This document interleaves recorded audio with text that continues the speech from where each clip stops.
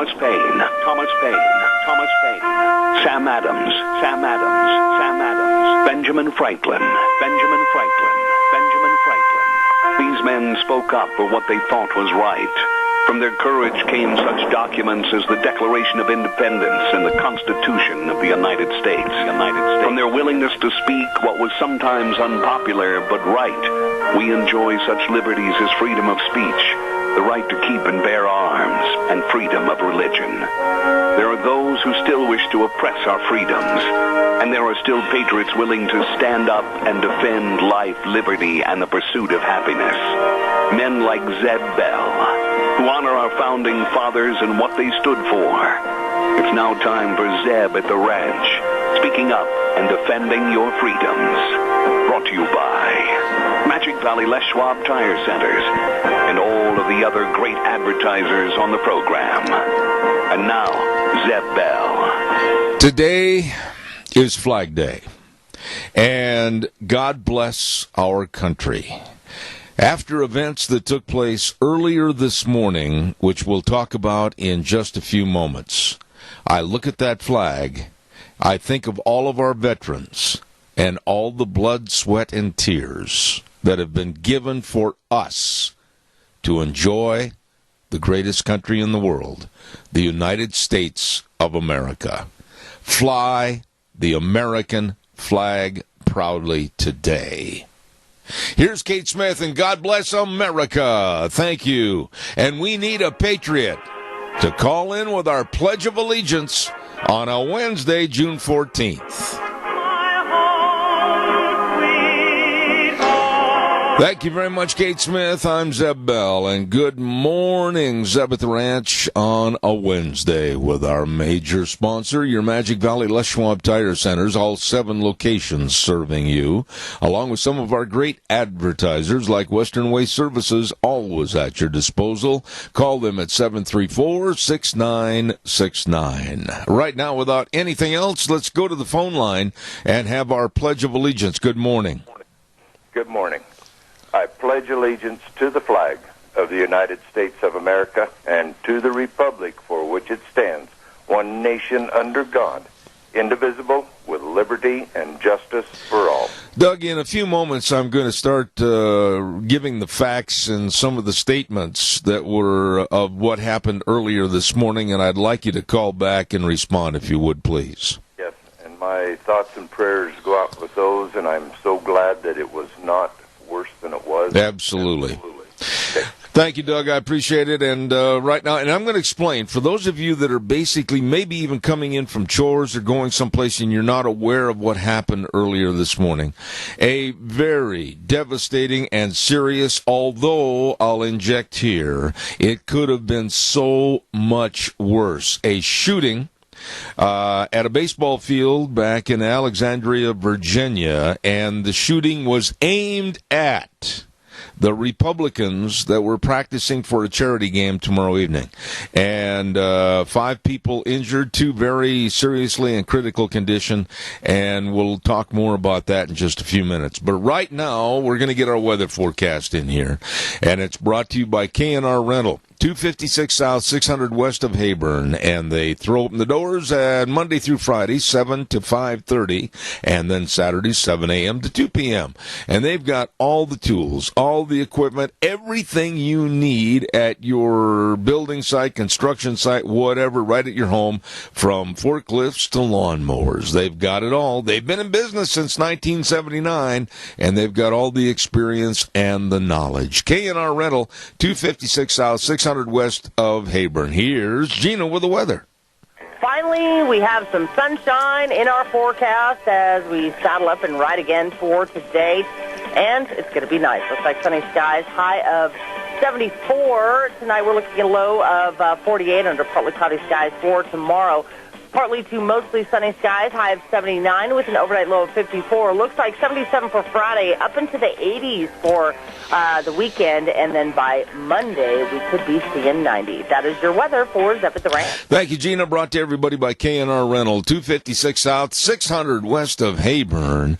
And the number to call, number to remember, 678-3122. They've got everything you need to work right there at the home or the job site, K&R Rental. I want to just take a moment, and I'm going to tell you, I'm going to do a couple of commercials here right in a row because I want to have some extended time without a break to talk about the events that took place this morning. My lovely wife is following everything about the shooting in Alexandria. Some of you might say, well, yeah, no big deal, nobody got killed. This is a tremendously dangerous and heinous story. And it just shows the complete division that's in this country today. And somehow, it's got to stop. We'll talk about that in just a moment. Don't forget our friends at Ramsey Heating and Electric, and I really appreciate everything they do on our program. And, of course, they have been in business for well over 50 years serving you, all your heating, cooling, and electrical needs, and they're located at 2600 Overland Avenue in Burley. Number to call them and maybe explain what you need, how you want it done and everything, 678-0459, 678-0459. They're open 7:30 to 5 Monday through Friday, and that's Ramsey Heating and Electric, where they provide warm winters and cool summers. Ramsey Heating and Electric.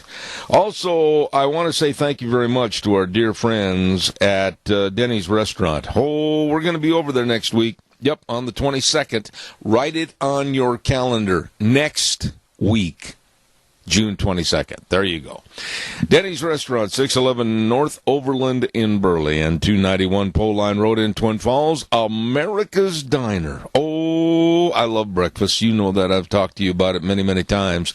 They have got absolutely delicious, fantabulous breakfasts. I don't care if you just want a stack of pancakes or if you want the whole deal. I mean, everything. They got tremendous breakfasts. And stop over and enjoy today. You'll be glad you did. Great people serving you delicious menus at Denny's Restaurant, 611 North Overland and Burley and 291 Pole Line in Twin Falls, America's Diner. If you are not aware, I'll give you a quick synopsis of what happened this morning, and the status of this story is changing by the minute, okay, as the facts come in. Now, what I may tell you now, don't you dare call me back and say, well, you were wrong about that. I'm giving you the statistics and the facts as they have been provided. Now, you know, in an all-evolving story that is right now, they're trying to get all the statements, they're trying to find out everything they can about what happened at the shooting in Alexandria, Virginia this morning.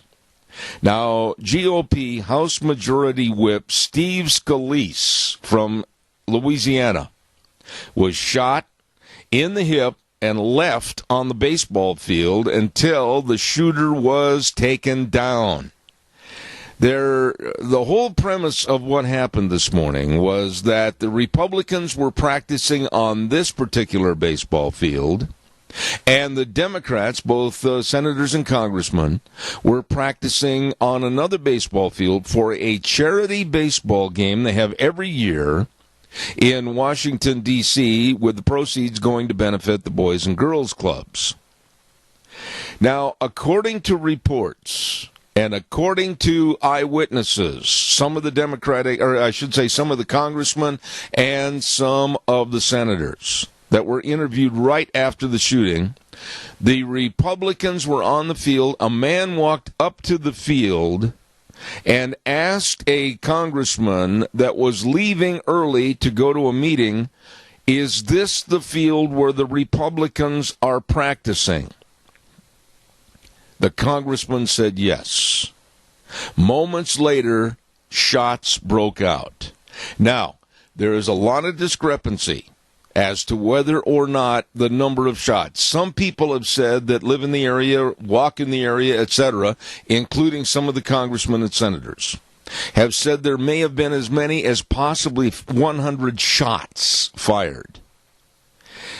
All that being said, 5 people are injured, including, again, the numbers might change and the injuries might change, but 5 people are severely injured.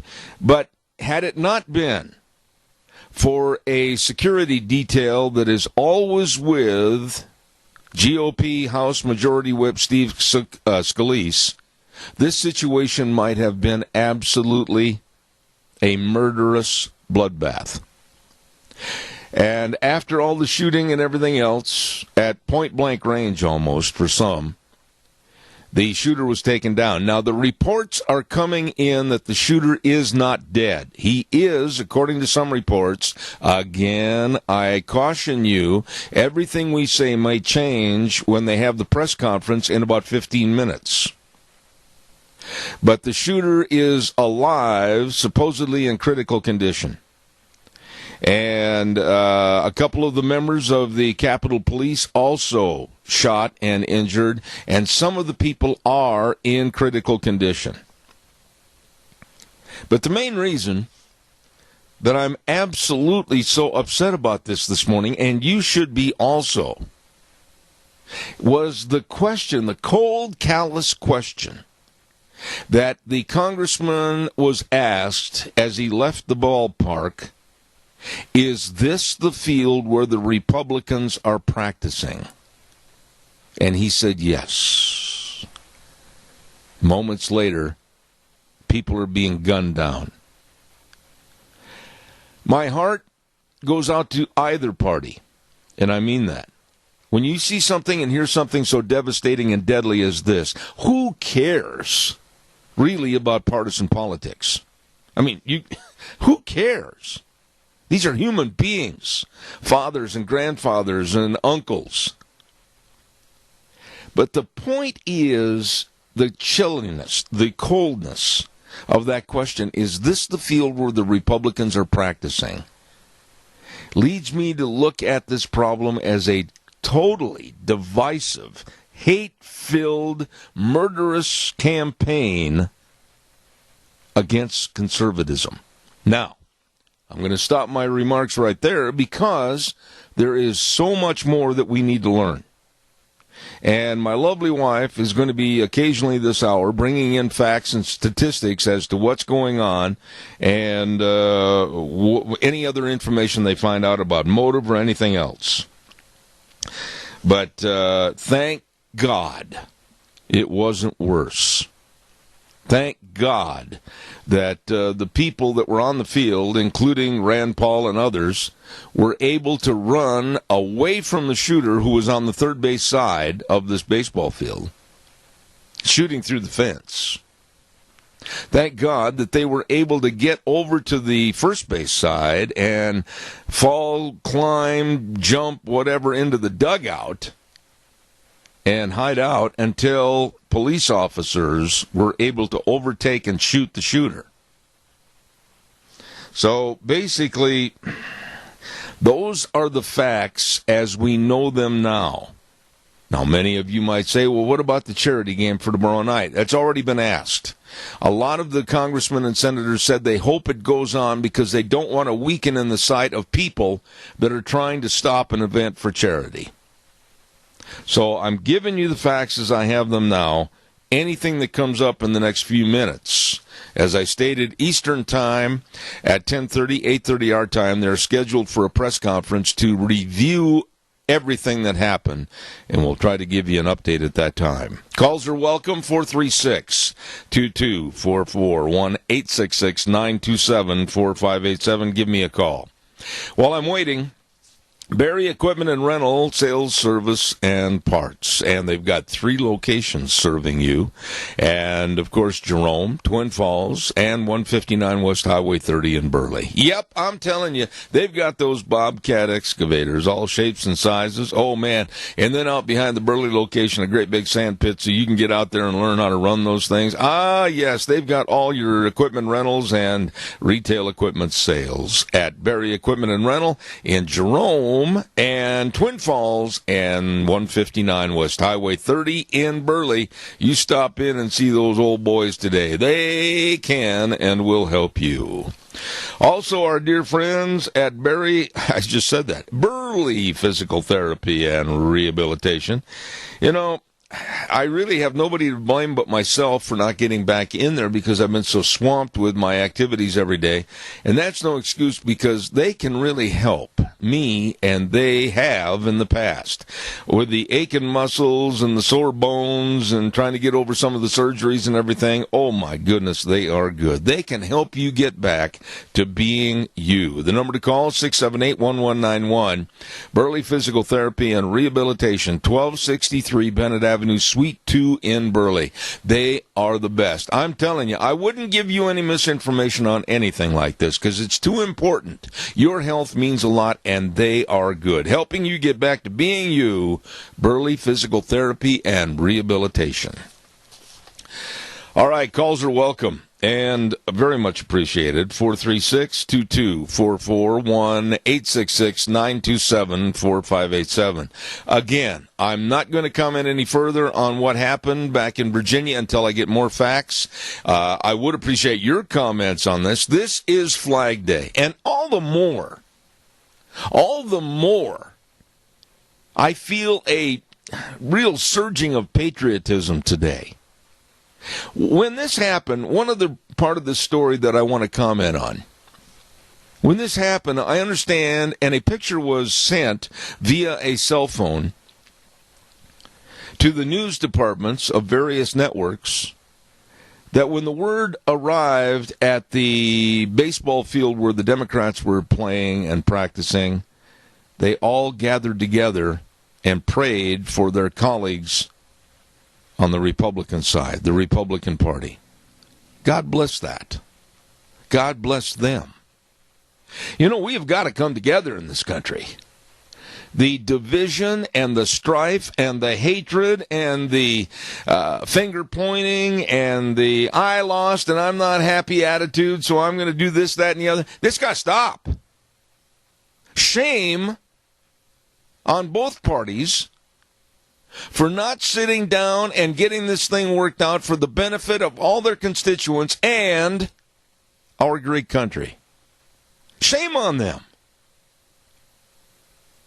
If I were to sit down and have to look at the party leaders on both sides, I would point my finger at both of them and say, grow up. Grow up and act like the person that you were voted in for this job because the people trusted you. Grow up and get this country back on track for the success of all of us. Caller, I'm going to ask your indulgence. Wait just 30 seconds. I'll be right with you. Stand by. Don't forget that our friends at Ag Express are looking for drivers. You better call Dale at 438-8886 and Paul Allen in Twin Falls at 731-2495 and Russ and Burley at 431-7175. Full and part-time positions are they're looking for those positions, and retired folks are welcome to apply. And you're home every night using new and maintained equipment, oh my, you better call them today. Great vacation schedules and benefit programs. Ag Express is looking for drivers. Ag Express is looking for you. Caller, good morning. You're on the air. Good morning, sir. Hi, Doug. Hey, one thing that everybody should get out of this is what stops a bad guy with a gun? Well, good guy with a gun. That's right.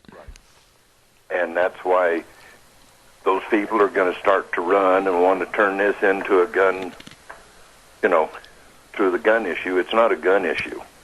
I hope, wait a minute, let me interrupt you right there, because you made a point, and I want to have a give and take on this. You and I both know that it's way too early to even inject that into the conversation. However, you and I both know it will be injected, and it has to be overtaken with thoughts of gun control and more laws and more legislation. Had and I mean this when I say this, had any one of the congressmen or senators in their gym bag, duffel bag, whatever their gear bag, had a pistol and a carry permit and all that, I wish that they would have been able to get to it and help and aid and assist in taking the shooter down. Exactly. That's exactly it.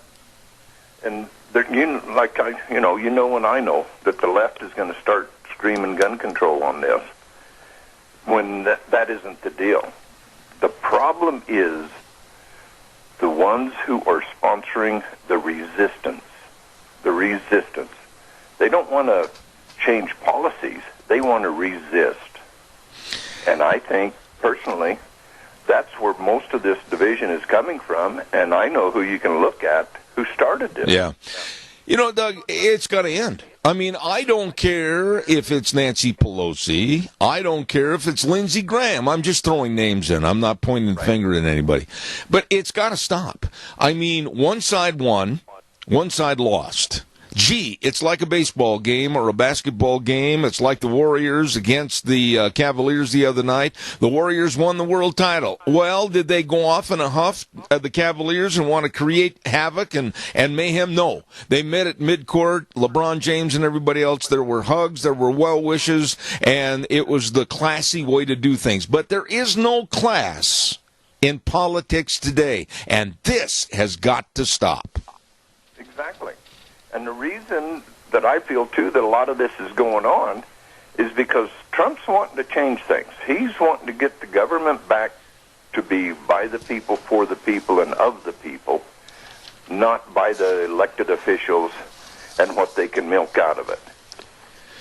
And if you've got power and money coming in, you do not want to give that up.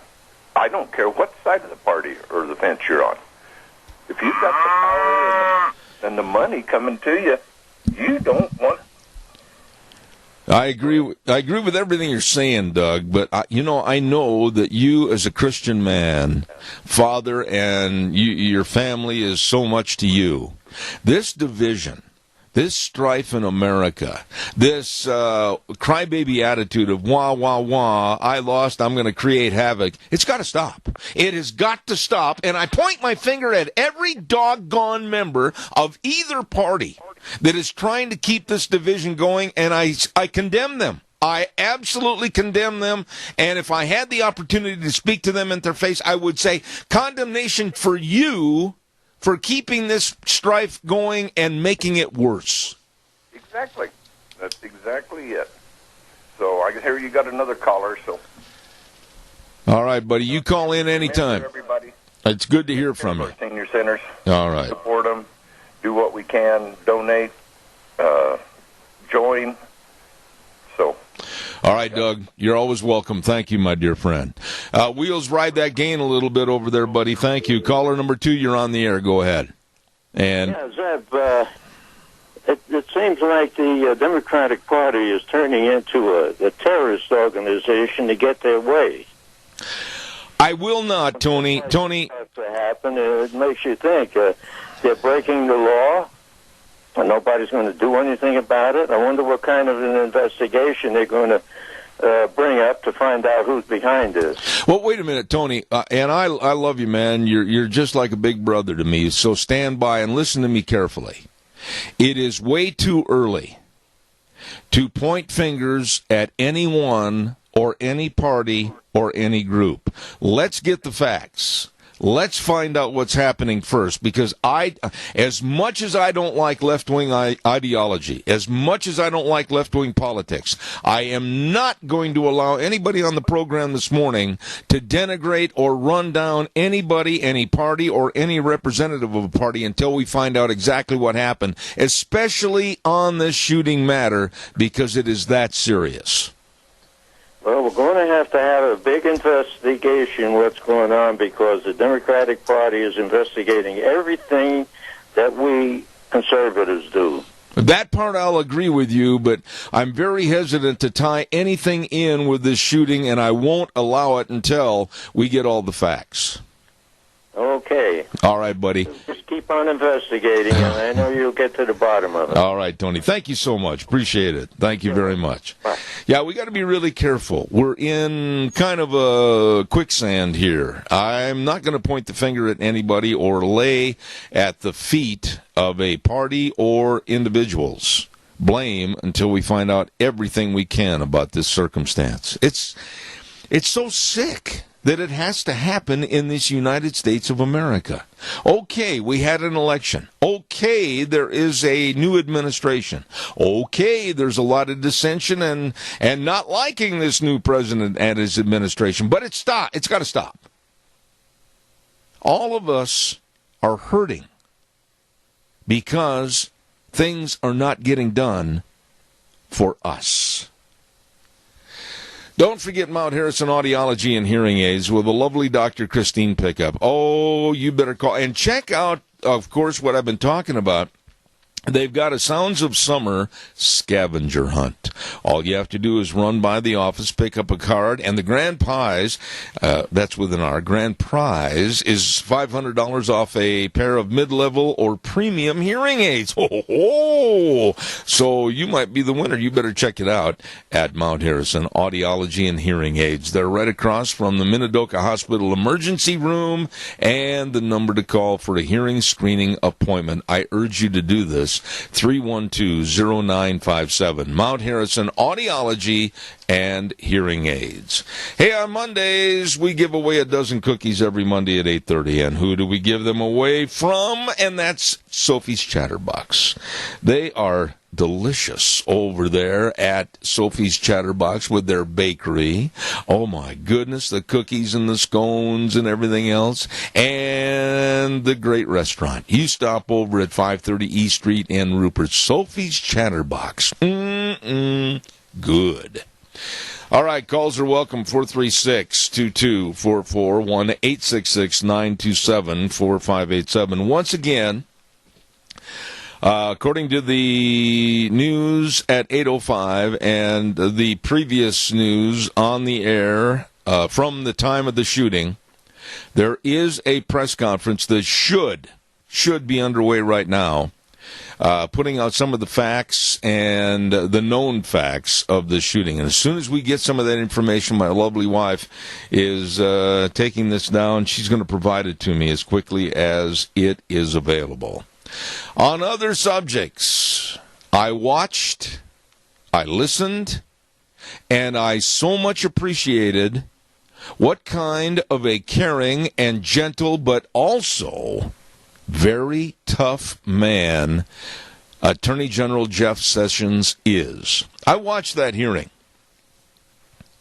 and I think it would be a huge, devastating mistake to the Trump administration, and I really point my finger at President Donald Trump, to even consider replacing this man. What he went through yesterday was the Democrats tried to drag him through a keyhole. And I was really glad to see that the chairman of the Senate hearing finally said enough is enough. And to one female Democrat, he had to admonish and basically say that's enough, because of the way she was questioning Jeff Sessions in a very rude and arrogant fashion. And I really was impressed with the way that finally Attorney General Sessions had enough on some of the allegations and impugning of his character, and you can see the veins in his neck stand up, and he said, that's it. I will not allow you to incriminate me, and I'm paraphrasing, to incriminate me and impugn my character with allegations that have no basis whatsoever. And boy, did he stand some of these people on their ear, and it was necessary. Jeff Sessions, in that question and answer period yesterday, I found to be a man of honor and a real man of character. And I'd like to hear what your thoughts were. Give me a call, 436-2244, 927-4587. People must have slept in this morning, so come on, give me a call. It gets lonesome behind the microphone when my friends don't give me a call.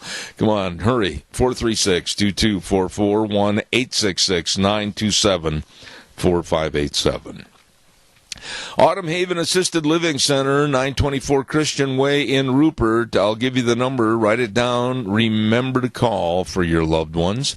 436-3200. That number again, 436-3200. They make every effort to make Autumn Haven the best place. And they invite the public to come by anytime. Check them out. And they are the only locally owned and operated assisted living facility in the Mini-Cassia area. They're small compared to some, but with a bigger heart than most. Autumn Haven Assisted Living Center, 436-3200. Oh, boy. Come on, give me a call, 436-2244. A story that I want to get on the air here this morning. It's so despicable, and it's so sad. It's so sad, and our thoughts and prayers go out to that college student, Otto Warmbier, returning to the United States to his home in Ohio in a coma. And we wish his family and him the best of everything God can provide. Caller, good morning. You're on the air. I echo that. I think that we need to wish good luck for anybody who's been out there and wounded. Also, I think that the liberals are looking for every excuse they can to muddy the water, and even using a baseball game. This is just sad. We have lost the sight of how precious this country is, and how we need to quit bickering over things that are not going to change anybody's life, especially. We need to get down to the real issues. And this is just sad. When those people want to go out and have a little bit of fun and competition, why would we want to turn it into something that's scary? You know, I'm an old man, and I look back in history, and I look back at my remembering of history, clear back to the Cuban Missile Crisis with John F. Kennedy and Nikita Khrushchev, and the absolute terror that my mom and dad and I, my sister, and everybody felt that evening back in 1963 with that Cuban Missile Crisis, and we thought that a nuclear holocaust might be looming on the horizon. And I think at that juncture, it didn't make any difference at all what your partisan politics is or was. Nobody cared because we were Americans that might very easily be under attack. What in the world has happened to this country where we can't accept a victory by one side and a loss to the other, that we have to bicker, we have to argue, we have to absolutely drag everything through the mud, we have to try to stop progress because woo-woo, wah-wah, our side lost. It's enough. It's got to stop. Are these the generation that grew up with, I've got to have everything that the other guy has, and if I can't have it, I'm going to be a thorn in my mom and dad's side? It seems to me like that generation of spoiled brats has come into food station. It's scary. Well, you know, and it goes deeper than that.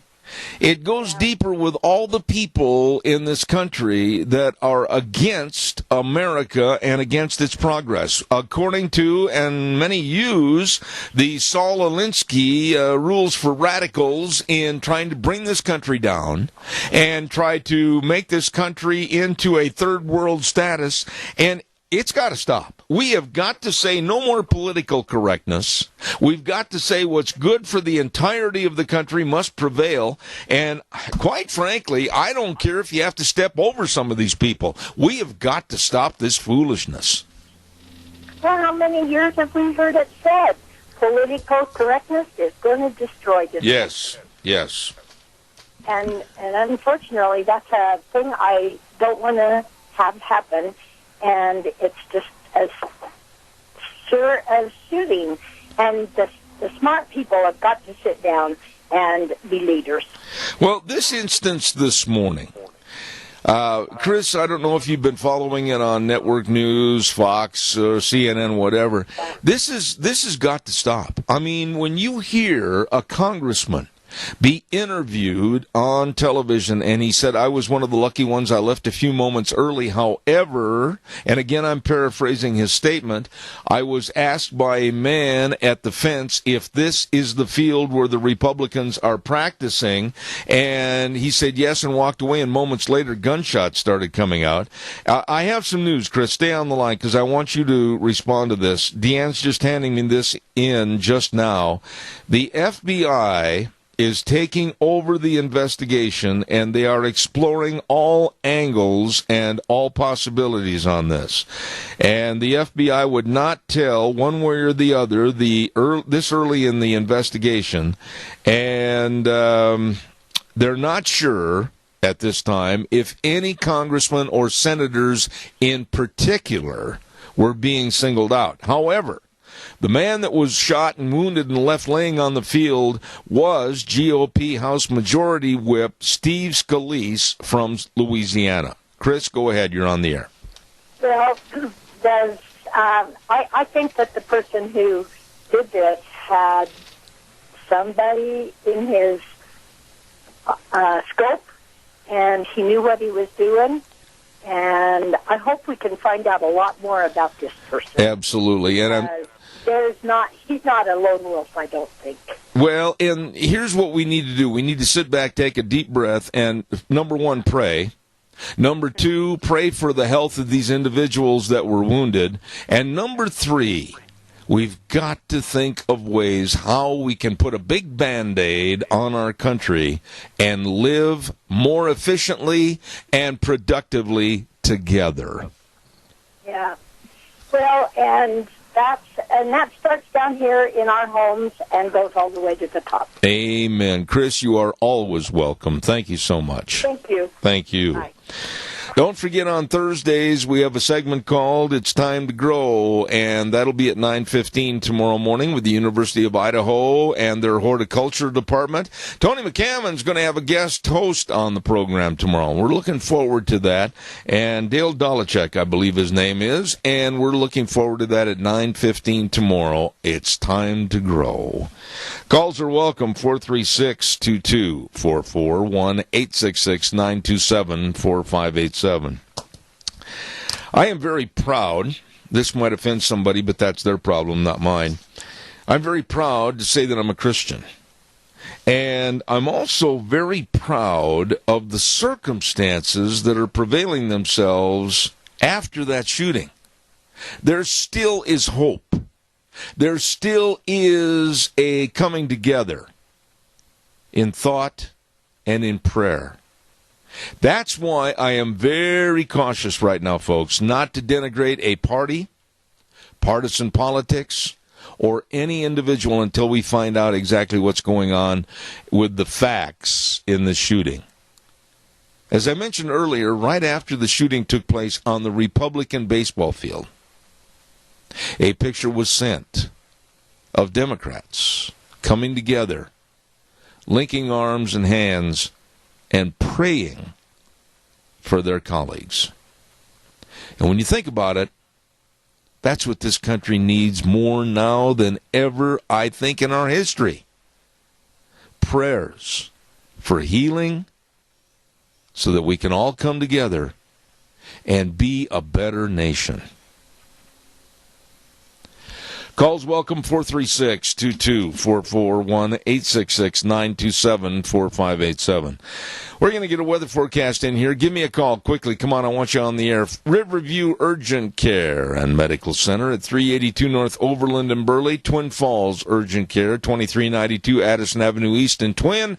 And Jerome Urgent Care, 133 West Avenue A in Jerome. Minor emergencies, providing major care. That's right, the doctor will see you now, not in 4 or 5 days. And they're open 7 days a week, no memberships required. They will help you.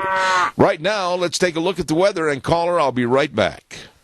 finally, we have some sunshine in our forecast as we saddle up and ride again for today. And it's going to be nice. Looks like sunny skies, high of 74. Tonight we're looking at a low of 48 under partly cloudy skies for tomorrow.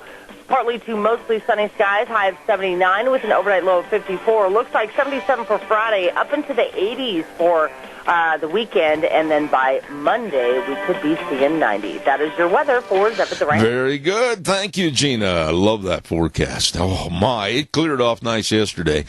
Brought to you by Riverview Urgent Care in Burley and Twin Falls Urgent Care in Twin, Jerome Urgent Care in Jerome, minor emergencies, major care.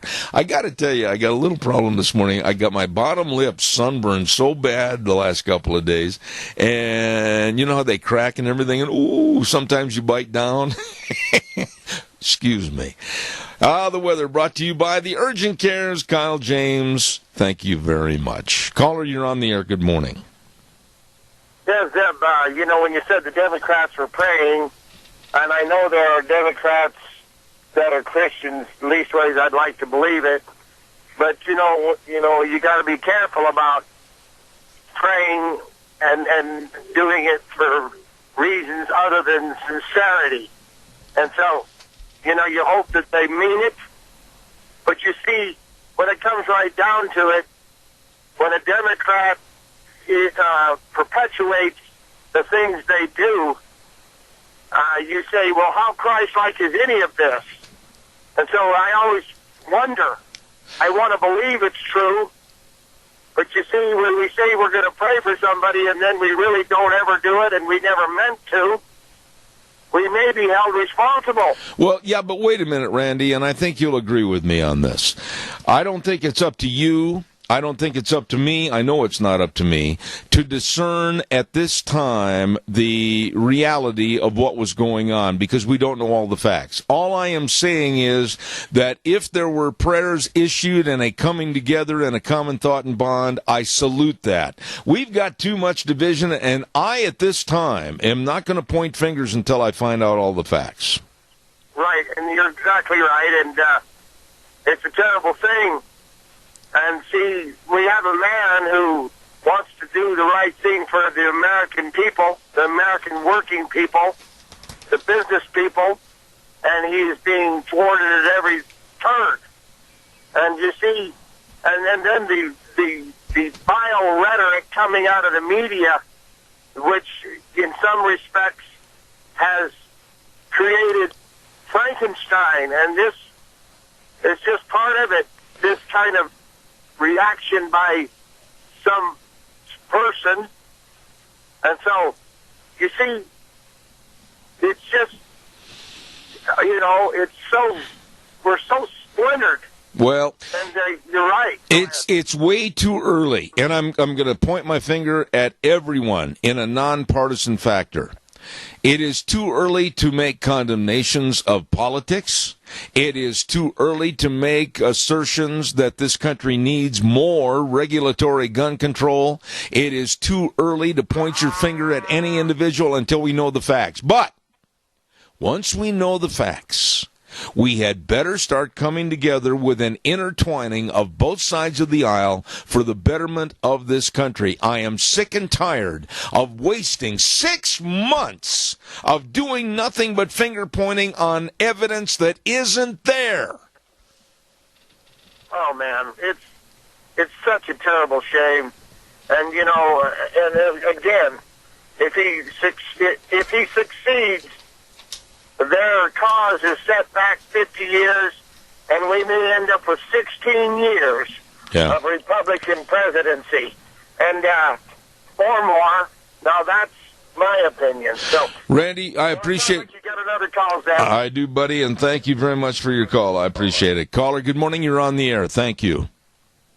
Yeah, Zeb, I'd like to make the comment that judge ye not, lest ye be judged yourself. We don't know what the Democrats think, and we don't know how they pray.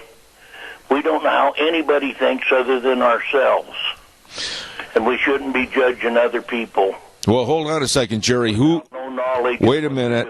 Wait a minute, Jerry. Who are you pointing your finger at for saying that? I'm pointing the finger at anybody that wants to point the finger at somebody else. All right. I think what they're talking about. I think we've made it, don't you agree, we've made it emphatically clear from my side of the microphone, it's too early and nobody should be pointing fingers or accusatory fashion against anyone. Did I not say that? You absolutely did, and I'm just making a statement. We don't need to be judging either side because we don't know what they think. That's right. We need to be finding the facts and working with the facts, and it isn't going to be me or you to find the facts. It's going to be law enforcement. And then when they find the facts, we've got to live with them.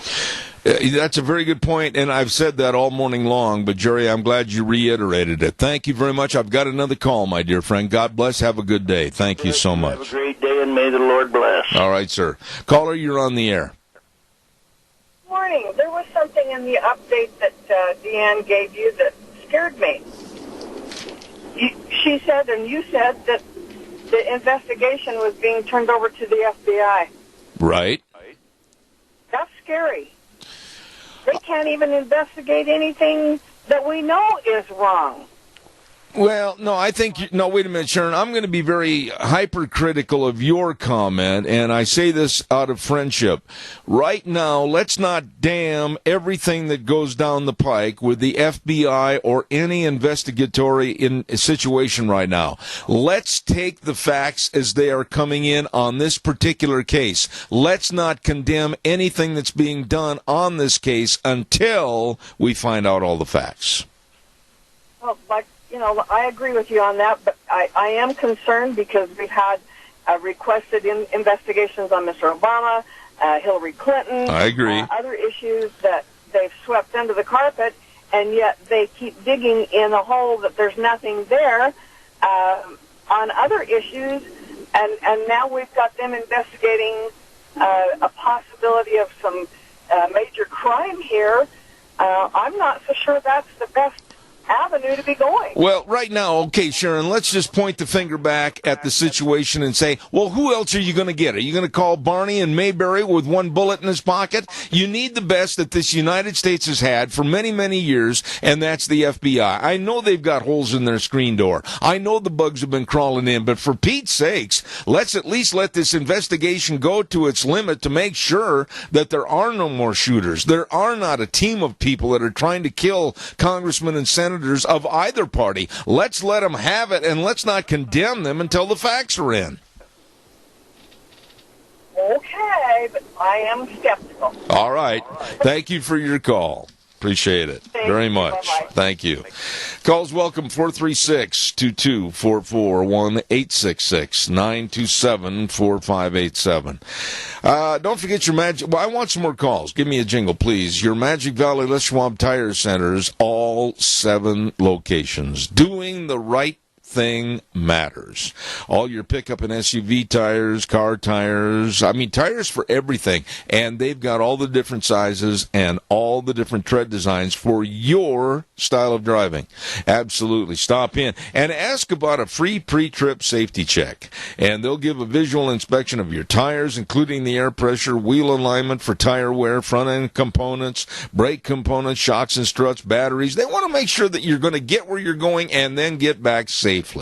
That's right. All 7 locations. Lane and Rupert. Dave on Blue Lakes and Twin. Mike and Buell. Mike and Jerome. The Twist family in Paul. Daniel on Poline in Twin Falls. And my buddy Randy on Overland in Burley. The best. Your Magic Valley Les Schwab Tire Centers. Over the many, many years that I've had this talk show, we have had various crises come up that we've talked about on this program. Now, I had somebody the other day make a comment to me, and it really raised my ire when they thought, well, your program is just a small program here in southern Idaho. And I said, no, sir, you're so completely wrong. This program is heard all over literally the world. And I'm very proud of the fact that we have many, many, many, many, many people calling in from all over the United States that listen to us on the internet service, ZebBell.com, every morning. And again, like in the case of our Tuesday segment with Dr. History, literally all over the world. So never make a condemnation about certain things until you know all the facts. That's what I'm getting at.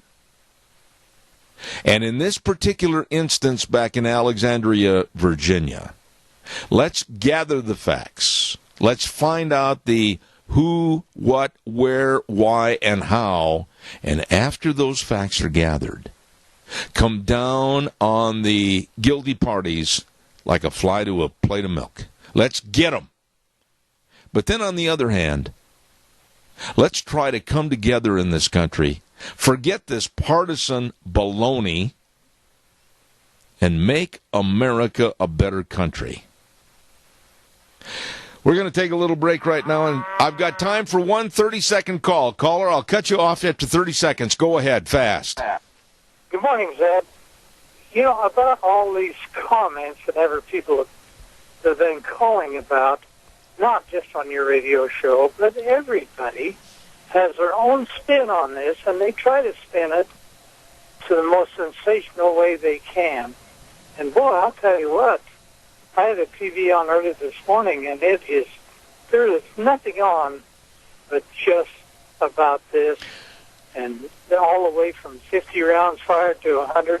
Nobody knows anything. Well, wait a minute, Keith. We've only given the facts on this program as we have had them presented, thanks to all the network news sources that I work with, and I will only stick with the facts. So what you hear from me is absolutely bona fide. I appreciate your call. I got to run to the news. Thank you, my dear friend. We'll be back in about 7 minutes with more on Zeb at the Ranch. Don't go away.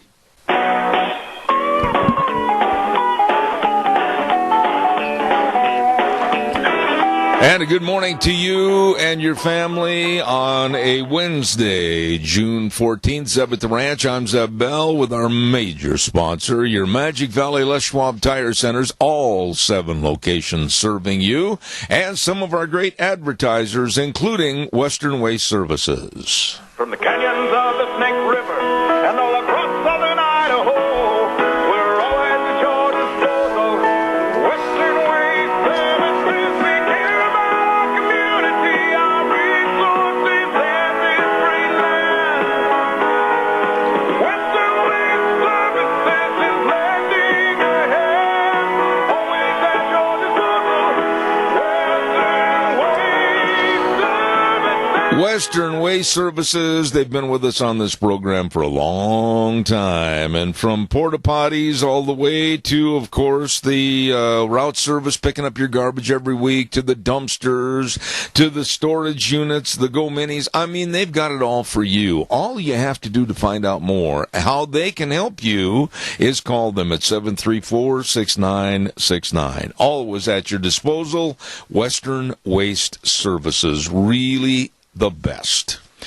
Don't forget, on Mondays, we have a program segment at 9:15 called Vicky's Country Garden, Gardening for Idiots, named after me, but I'm learning more every week. 185 South, 600 West of Paul, Vicky's Country Garden, the number to call, 438-5663. Vicky, of course, all the flowers, all the vegetables, all the yard cleanup and fix-up, bark, rock, yard art, everything at Vicky's Country Garden. And we also want to say, this is really important right now, that we talk about Ark Animal Hospital. Summer is the season for ticks and fleas. And your pets can pick those up and give them to you. You and your dog will be sitting there in the middle of the kitchen floor just scratching and itching. You don't want that. Be prepared and make sure that you know all about ticks and fleas and how to combat it with our dear friends at Ark Animal Hospital. Dr. Bill, Dr. Liz, the whole crew at 750 21st Street, and that's in Hayburn, 678-1177. They have warm hearts for cold noses. Right now, I'm very honored to have this next gentleman ready to go on my program, and I consider him a good friend and very knowledgeable. Businessman, author, and just a real good guy. Dave Bego, good morning, sir. How are you? Good morning, Zeb. Pleasure to be back on. Dave, as you well know, we had a circumstance occur this morning that we've been talking about on my program for the last hour. A horrendous shooting of congressmen and senators at a baseball field in Alexandria, Virginia. I'm kind of lumping everything together as facts. House Majority Whip Steve Scalise shot in the hip and left laying on the diamond until the shooting stopped. It lasted for about 10 minutes. Over 50 shots were fired. The shooter, of course, taken down, thank goodness, by some of the security people and also the Capitol Police. This dissension in our country, I think, is at an all-time bottom of the slime barrel low. What are your thoughts? Well, it is. You know, we have a past administration that was bent on destroying this country, and they have split this country apart. Whether it's race or religion or whatever it may be, and they've gotten into these people's heads, and it's going to get worse. As I've said before, we're going to continue to see this stuff, we've got to bring the country back together again, and because the far left believes in splitting the country like this, they can bring it down and take control. Dave, you know as well as I do, with this happening at 5:30 our time, Mountain Time, and 7:30 Eastern Time this morning, it is way too early to finger point. It is way too early to condemn. All I'm going to say with what you just mentioned a moment ago, thank God more people weren't shot and killed. Thank God the shooter was taken out. But from this juncture forward, and the president's going to speak in about 25 minutes back in D.C. this morning on this subject, we have got to learn that when you lose something, you don't have the right to go out and destroy America. You don't have the right, I think, in this country to just absolutely cause chaos and just absolutely tear apart the fragment of togetherism, if you will, in this nation. Right now, we've got to come together more so than ever before. And when I learn all the facts about this case, then I'll do the finger pointing. But right now, I'm saying it's about time we came together. Well, you're exactly right, and the fact is that people have a right to disagree and not believe in certain things and stuff like that. But when you take it to the point where you're harming other people and destroying things, it's a whole different program, and we can't be doing that in this country. And again, back to what I said, they want us to do that though because they want to separate and destroy us. Dave, you made a comment a moment ago, and I'm going to ask you to elaborate on it a little bit. We've got to get together. We've got to stop this. There are many, many factions that are creating havoc in this country with the Saul Alinsky attitude and the rules for radicals and the destruction of the United States. I mean, we've got to stop this, but I don't know how. What do I do? What do I do as a talk show host? What do you do as an entrepreneur businessman? What do we do? Zeb, we got to keep waking up America and talk to them and expose what the left is doing. And because I even have spoken to Democrats who understand that this isn't the party that of the past. This is a far left party that is trying to take things over, and they don't agree with everything that's going on either. And we got to keep getting into these people's heads and understand that we got to come together and stop this stuff because you're talking about a small percentage of the population that's trying to bring us down, and we got to get everybody together. And I've said this before. In Washington, the conservatives all got to get together and reach across the aisle, and Trump's got to do that and bring people together and bring this country back. I totally agree.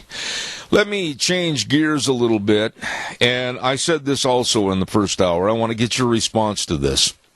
I did not know, because I hadn't heard him speak that often, I did not know the substance and the depth of the personality of Attorney General Jeff Sessions. I watched that hearing yesterday.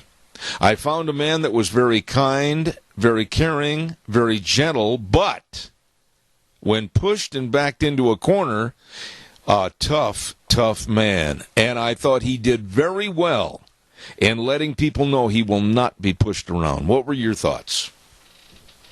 Well, to be honest, Zeb, I was out of the office all day yesterday playing golf, and I just saw some clippets last night when I got home late on that, but you're right, he did come across well, and he does have a firm backbone, and that's good, and those are the type of people we need in Washington. We really do. And I'll go back on this, we need these people to get out in front of the American people more and talk to them, and as I've said before, Trump needs to get out across the country more, do away with the tweets, get out there in front of people and talk to them and expose what's really going on and the lies and the misinformation that's being spread across this country and reunify our country. Dave, as you and I have talked about before, there has been accusatory remarks made about voter fraud in this country, and just this morning at 4:35, a news source that supplies different stories to me came out with a story about your hometown of Indianapolis, Indiana, that now is investigating voter fraud with felons on the voting rolls, illegal aliens, minors, and even dead people, and they said it's a rather large number right there in your hometown. Yeah, of course, you've got certain sides denying it and that, but there seems to be an indication that it went on, and it wouldn't surprise me. Everywhere across the country, you'll see the left bringing people in who aren't, Americans. They're not citizens. They shouldn't be voting, but they get them on the rolls anyway. And again, Zeb, I wrote a blog about this a couple of years ago that the reason Obama wanted open borders because they want to use those people to get votes to keep them in power. Right. Another story that I wanted to talk to you about this morning was this college student that went to North Korea. First of all, I thought that was a dumb thing to do in the first place, but that's all secondary. Then this college student is arrested and put in jail in North Korea, suffered a coma from botulism poisoning, and now, so sad, they ship his body, which is still in a coma, back home to the state of Ohio, and North Korea is standing there. There's got to be some kind of retribution. What are your thoughts on this case? It's so sad. Well, it really is, and I don't know how we go after that, but because North Korea is not going to sit down and talk to us, but they probably think it's big of them just to send him back, but they really should be doing something for the family and all that. But I got a feeling this thing's going to kind of go away quietly. Dave, today's Flag Day. I'm going to ask you this question. I don't mean to put you on the spot, but I think you, very articulate, you'll have a good answer. I am so proud of this country, and I'm so happy, and I feel so blessed that I was born and raised here with all the opportunity. You, as a very successful businessman, when you see that flag on Flag Day, what are your thoughts? When I see the flag, I just want to salute it and thank God that we live in a country that provides us the freedoms to go out and work hard and persevere and do good things, and and a country that does care. And we need to get more people behind that.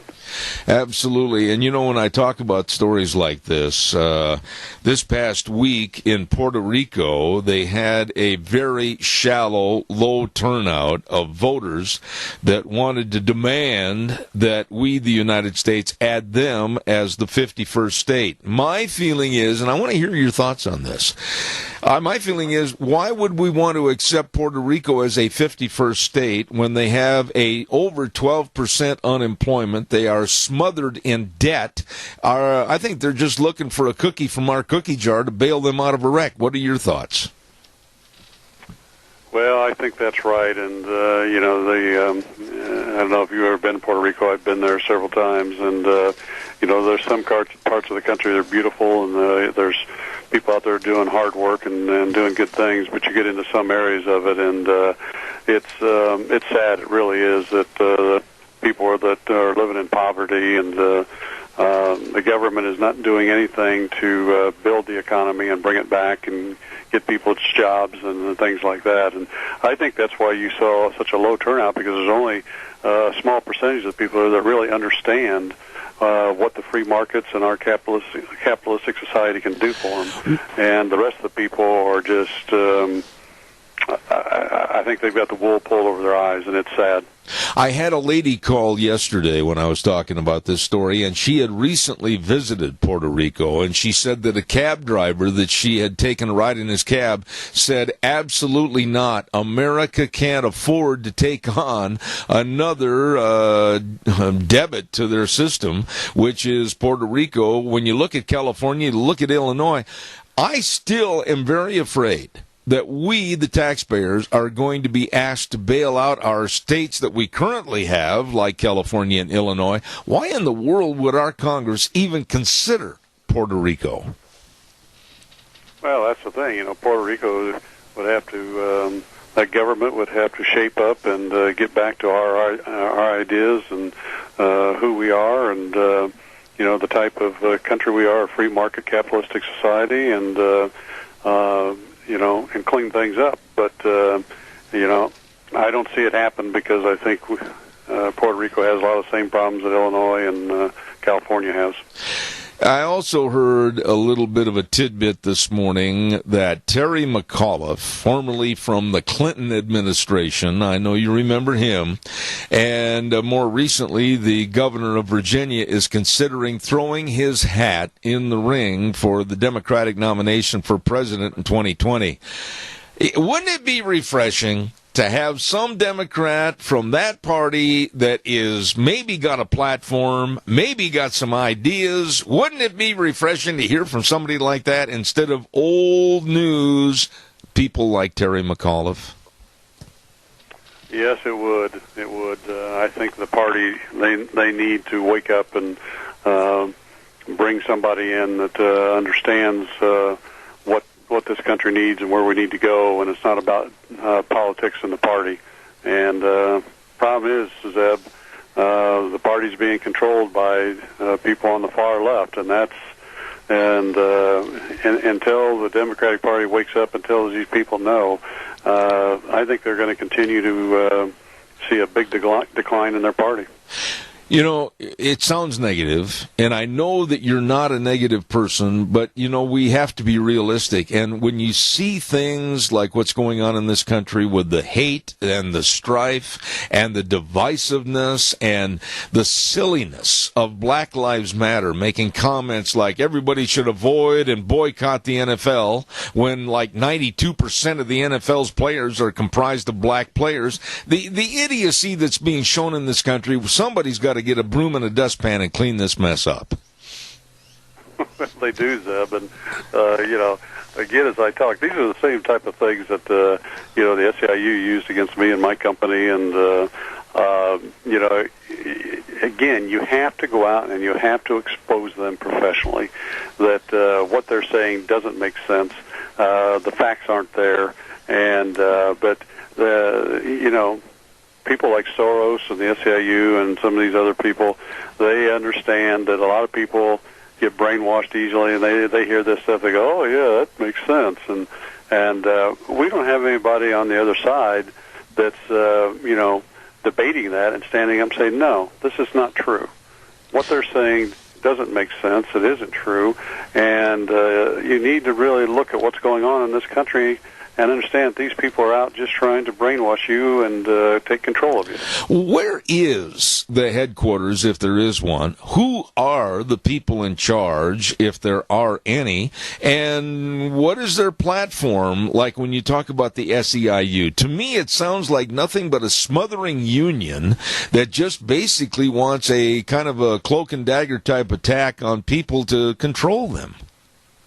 Well, that's exactly what it is, and that's what I talk about in my book and my blogs and everything. And there's I don't think there's any one particular leader. I think it's a combination of things with Soros and the SEIU. I mean, I know I mentioned it in one of my blogs a couple of years ago, but the Soros has a group called Acorn. Well, Acorn used to have all of its offices or a lot of its offices, in the same offices as the SEIU. So that tells you the collusion that's going on between these people, and they want to control this country. They don't know how to operate in a free market society and be successful. The only way they know how to be successful is to go after and attack and intimidate and lie to people and control them. What about the Soros organization? I've got time to have you go in depth on this thing. George Soros, I mean, not too many people know very much about this man. Not too many people know the succession as to who might take over. This man, Soros, is about 86, 87 years old, I believe. What about the man and his dynasty? Do you know that much about him? Well, I don't know much about his succession and who he's going to have involved in that, but I know he's, just from the fact that so many people are supporting Media Matters and Black Lives Matters and all the other things that he's involved in, it shows you that he's got people up there that are the same mentality, and I'm sure he's got a plan to keep these things going. When you look at Soros and that organization, if you will, and where they've made their money, thank goodness, they say, for the United States, but now they're trying to bury the United States. They're trying to fragment the United States. They're trying to tear apart the United States. It makes no sense to me why these people can turn on a country that has made them what they are. Well, because they don't look at it that way. They look at it there where they're at because of who they are. And it's like Soros was involved in bringing down the British pound and that, and he's not even accepted in many countries in Europe anymore. And we in America need to wake up and expose these people and go after them. And because if they have their way, they want to bring us down. Right.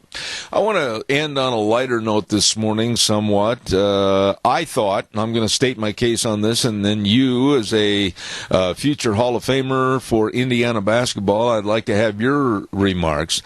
I thought that even though it was a very rough NBA Finals, I thought the caliber of basketball, the speed of the game was very intriguing, and I know for a fact that right here in my area, it brought more fans to the television.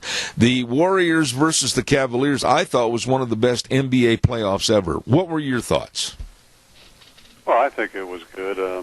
My problem is I was talking to dinner last night with some guys about it, and we all agreed that the Cavaliers, their defense is poor, and in a lot of cases they just turn around, run down the floor, and don't even pay attention or pick up the person they're supposed to be guarding in that, and it was kind of bad to see that type of basketball being played.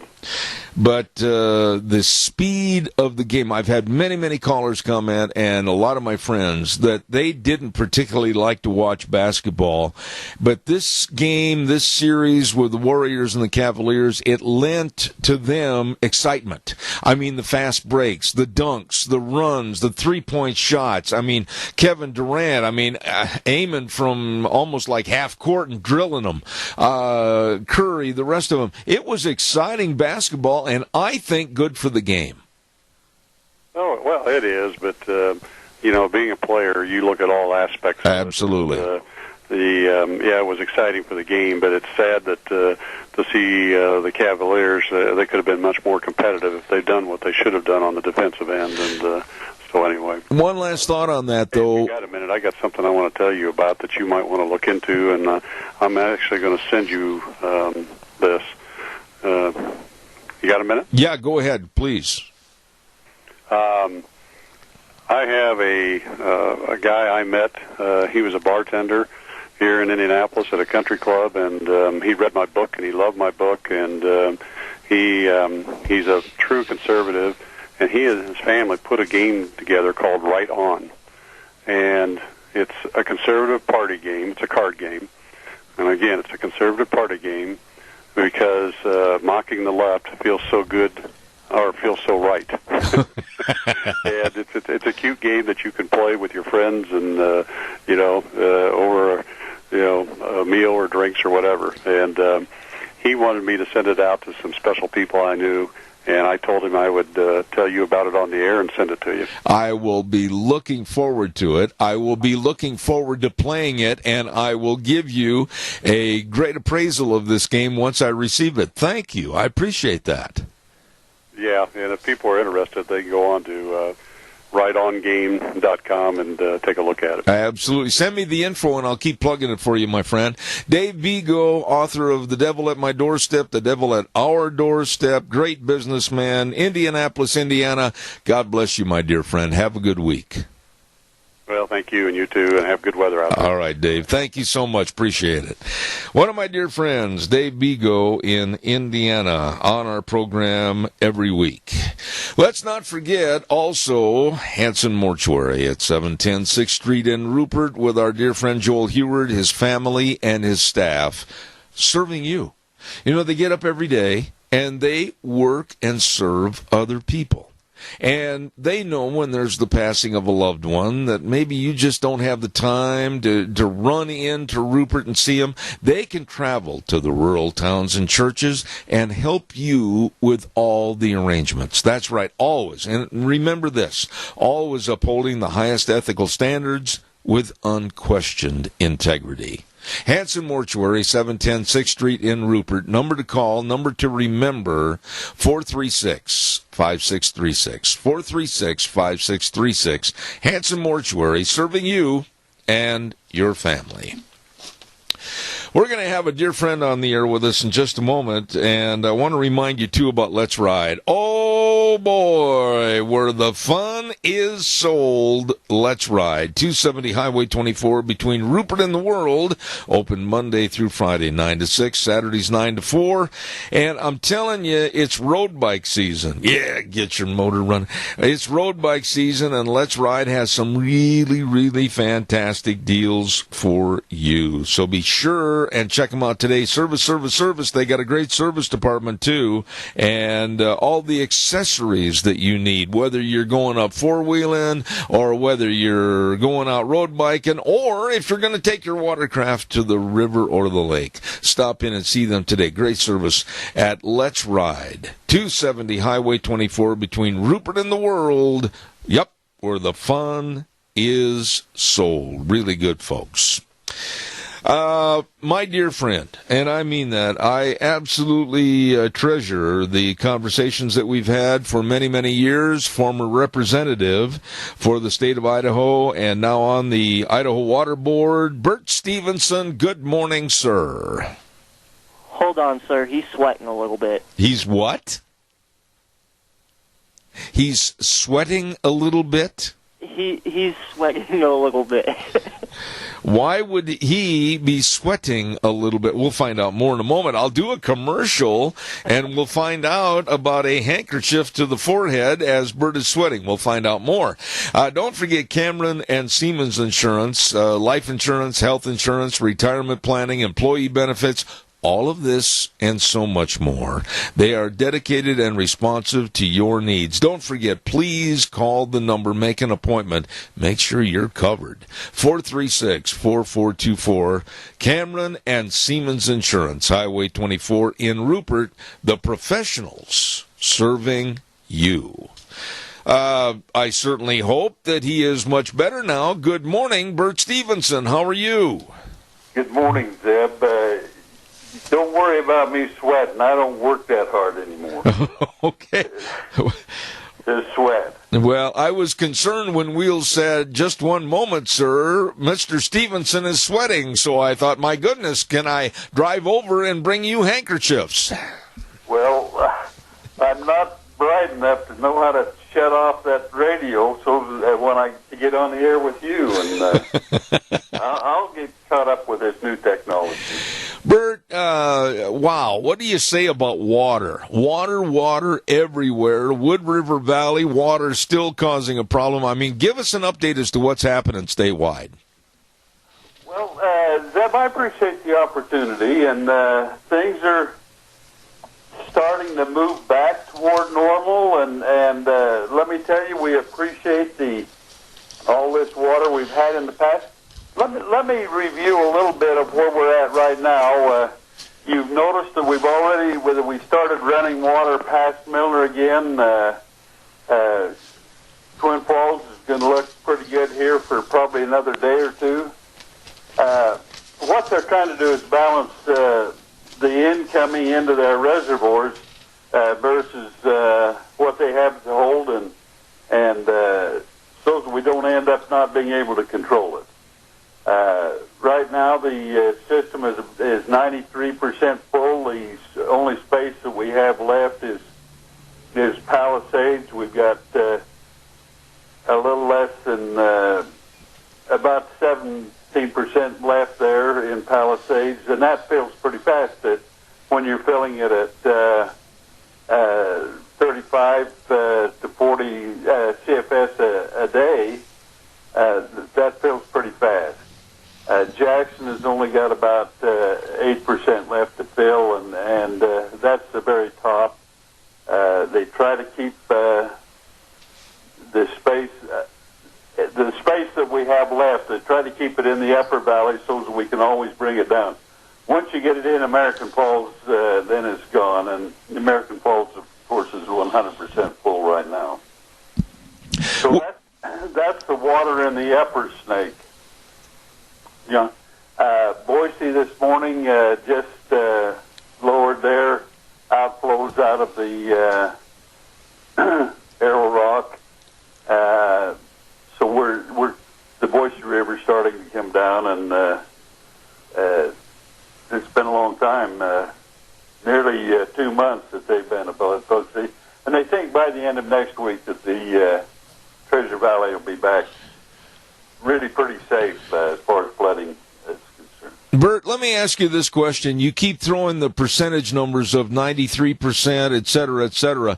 How many years has it been since you have been able to use those numbers? Well, Zeb, it's been a long, long time since we've seen water over American Falls, or over Shoshone Falls, any amount. The last time we had any kind of numbers like this was in 1997. And one of the things that happened in 1997 is that we filled our reservoirs, even supercharged them. They have a little room at the top that what they call the supercharge, and they even supercharged and still had enough water coming over that they nearly lost the pipeline to Twin Falls.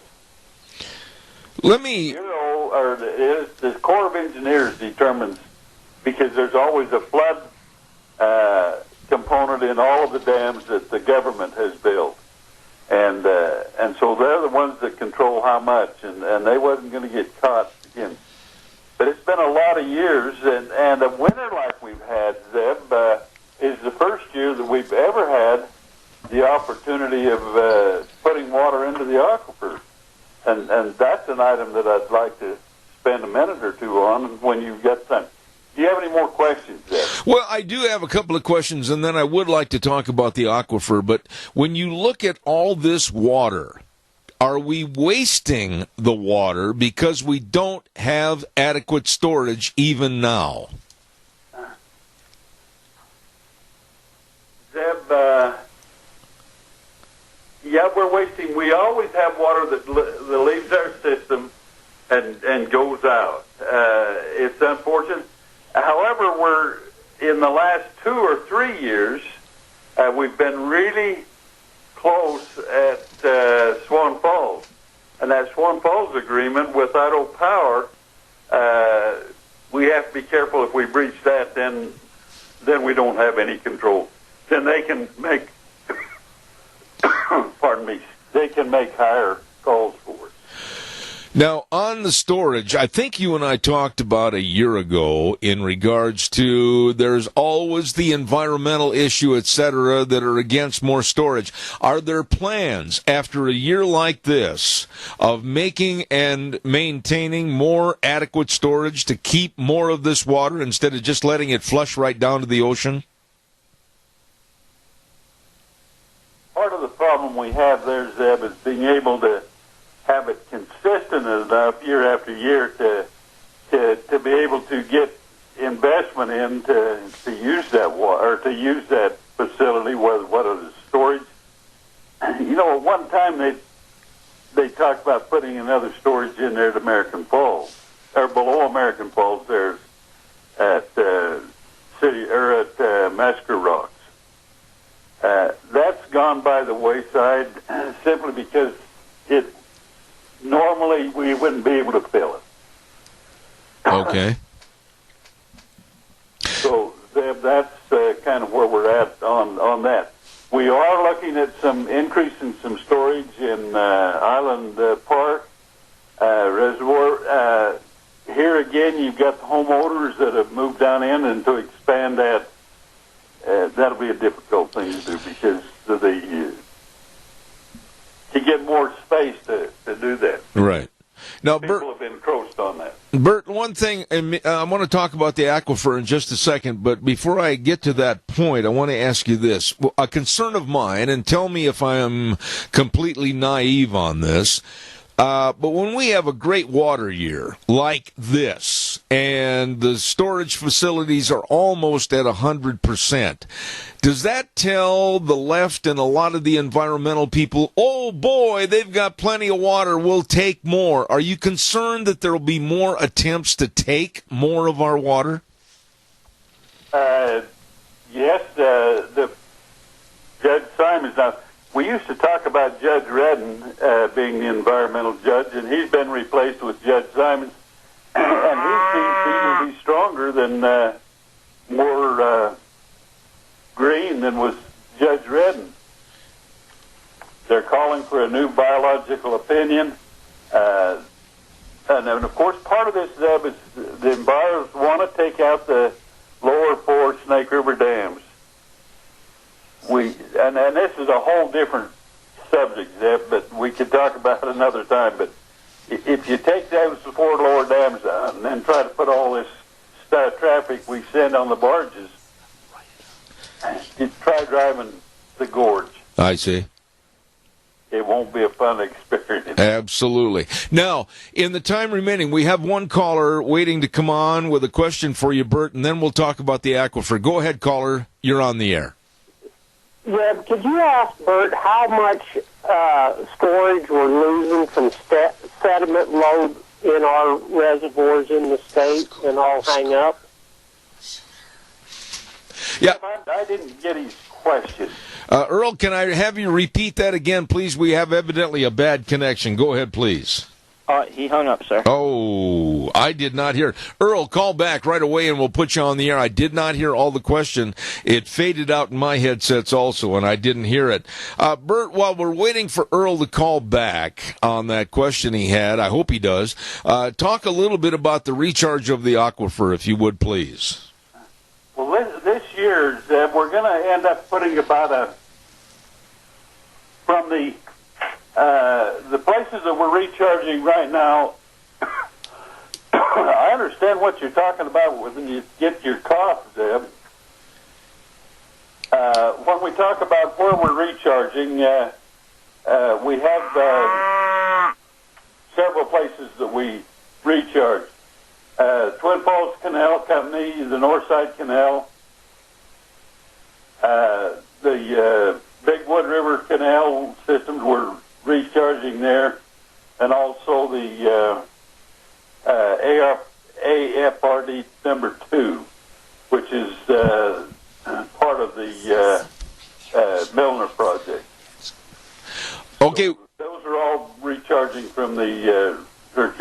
All right. As far as this year from there, we have recharged about 139,000 acre feet of water. Wow. That's the most we've ever put in any one single year.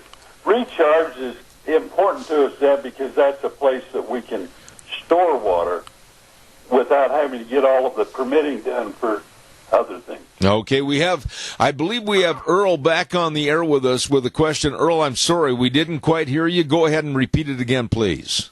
Does Bert have any statistics on how much storage, water storage, we are losing from sediment load behind our reservoirs? That's a very good question. Bert, the question is, how much storage of water are we losing because of sediment loads behind the reservoirs? How much are we actually losing in actual water? Zeb,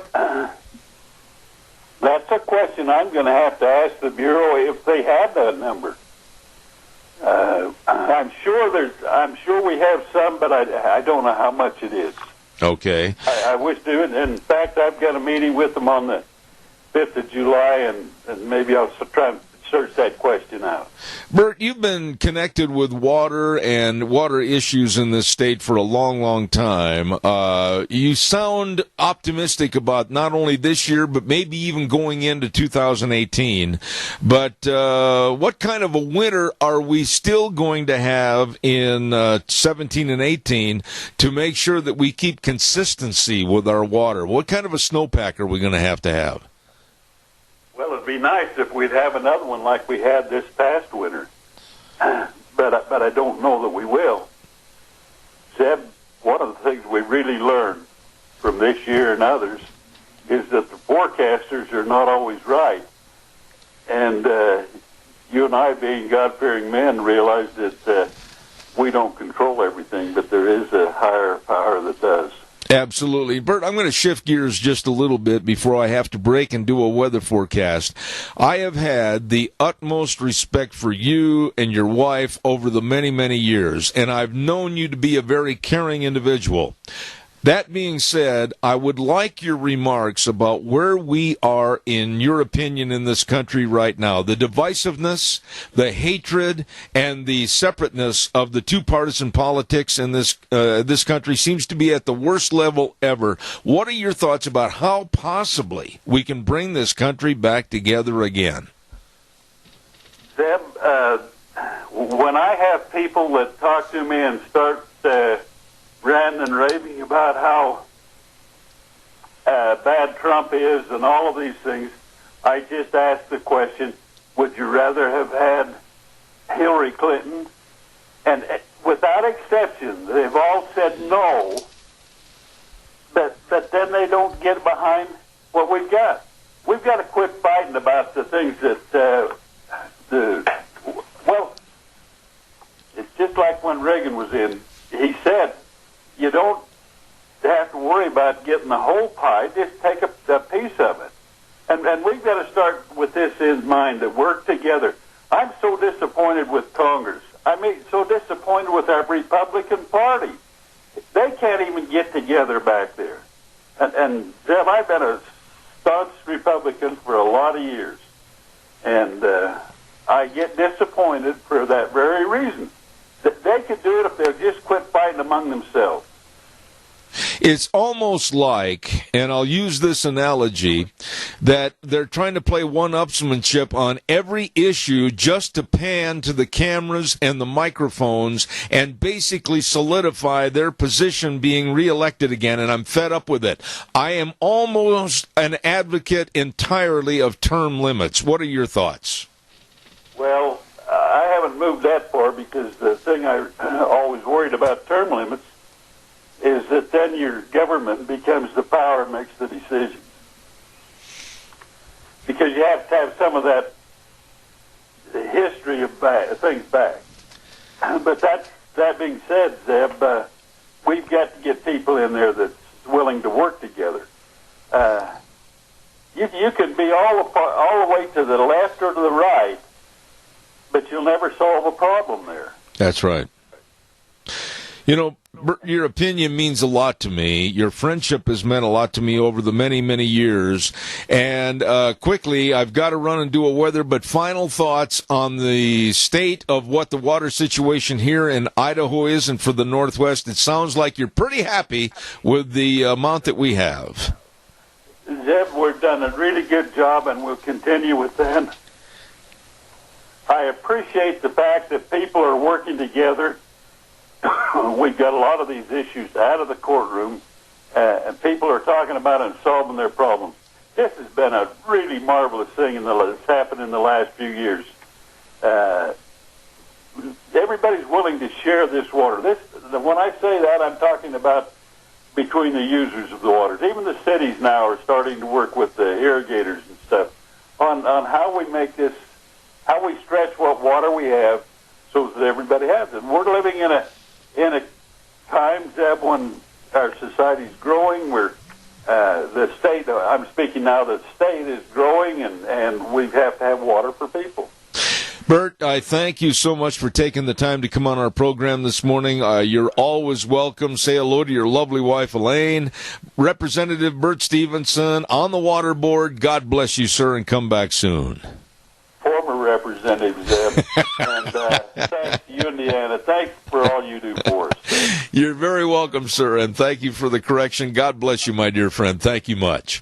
Okay. Former representative to the great state of Idaho, my dear friend Bert Stevenson. Thank you. Time for the weather, and then I've got some updates that my lovely wife has managed to get on that story back in Alexandria, Virginia. The weather brought to you by Phillips, Oaks, Goodwin, Crane, and Company, CPAs, providing accounting services to the Mini-Cache area for well over 50 years. The best of tax return preparation, tax planning, payroll services, retirement planning, all of this and so much more. With 2 locations to serve the area, 1710 Overland in Burley and 620 5th Street in Rupert. And right now, here's the weather. Finally, we have some sunshine in our forecast as we saddle up and ride again for today. And it's going to be nice. Looks like sunny skies, high of 74. Tonight we're looking at a low of 48 under partly cloudy skies for tomorrow.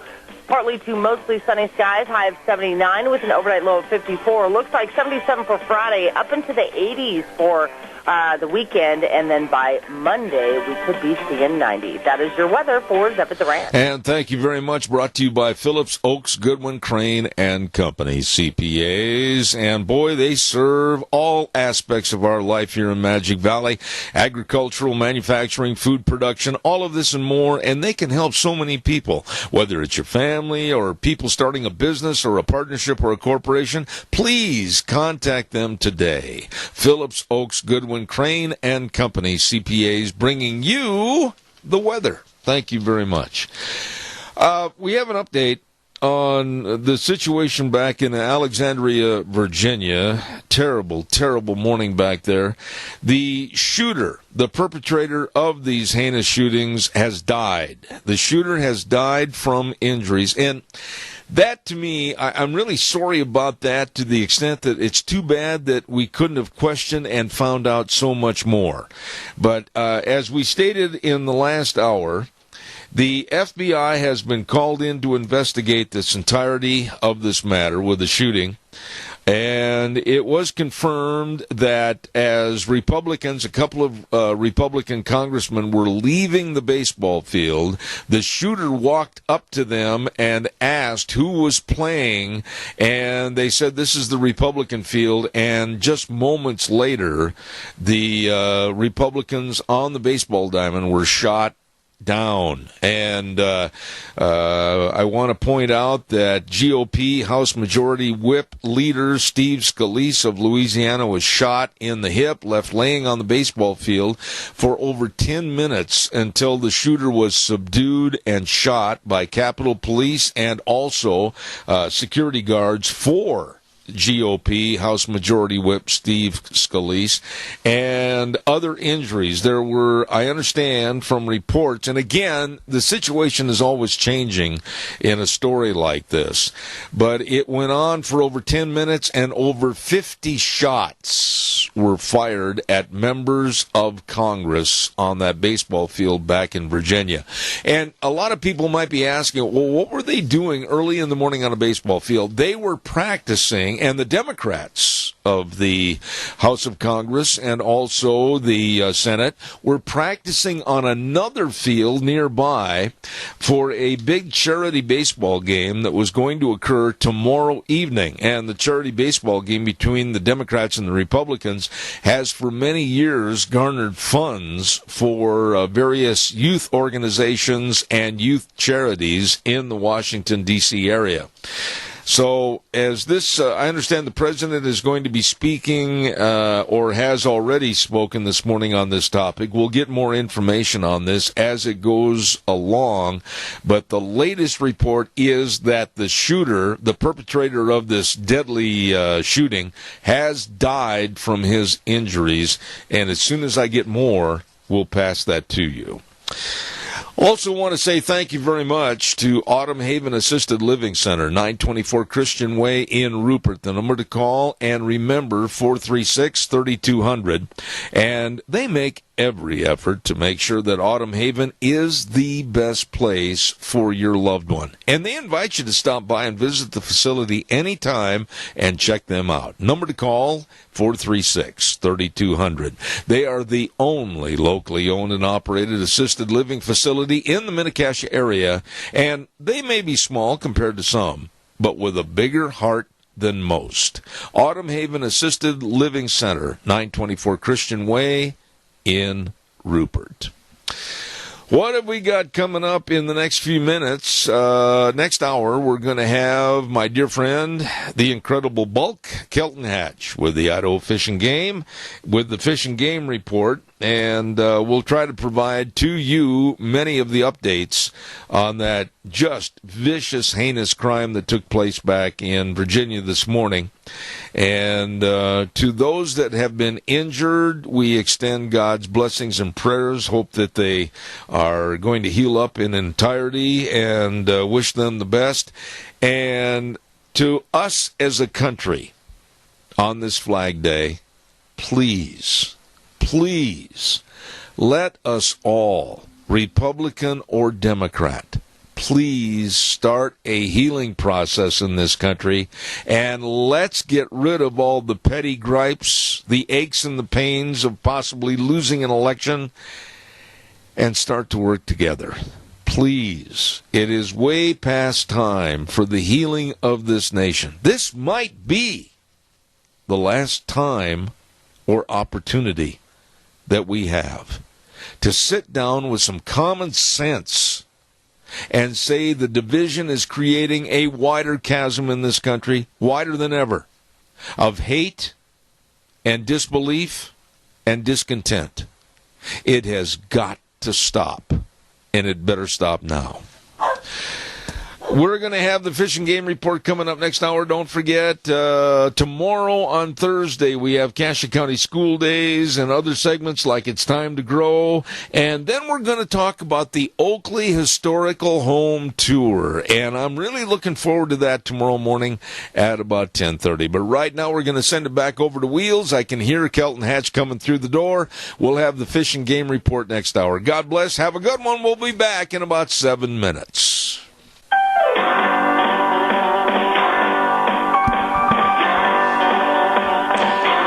Oh boy, look outside. I do not see a cloud in the sky. It's beautiful.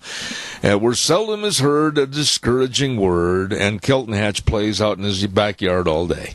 Anyway, right now we're about ready to have the Fish and Game Report, but welcome back. Zebeth Ranch with our major sponsor, your Magic Valley Les Schwab Tire Centers, all 7 locations, along with some of our great advertisers, like Western Waste Services, always at your disposal. Call them today, 734-6969.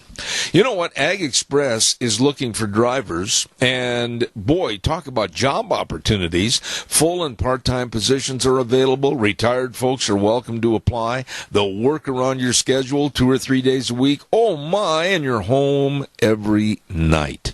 Vacation schedules, benefit programs. You better call Dale and Paul at 438-8886. Allen in Twin Falls, 731-2495. And Russ in Burley at 431-7175. Ag Express is looking for drivers. Ag Express is looking for you. A lot of people looking for everybody, and many people are looking for Kelton Hatch, but we found him, the incredible Bulk with the incredible Idaho Fish and Game. How are you?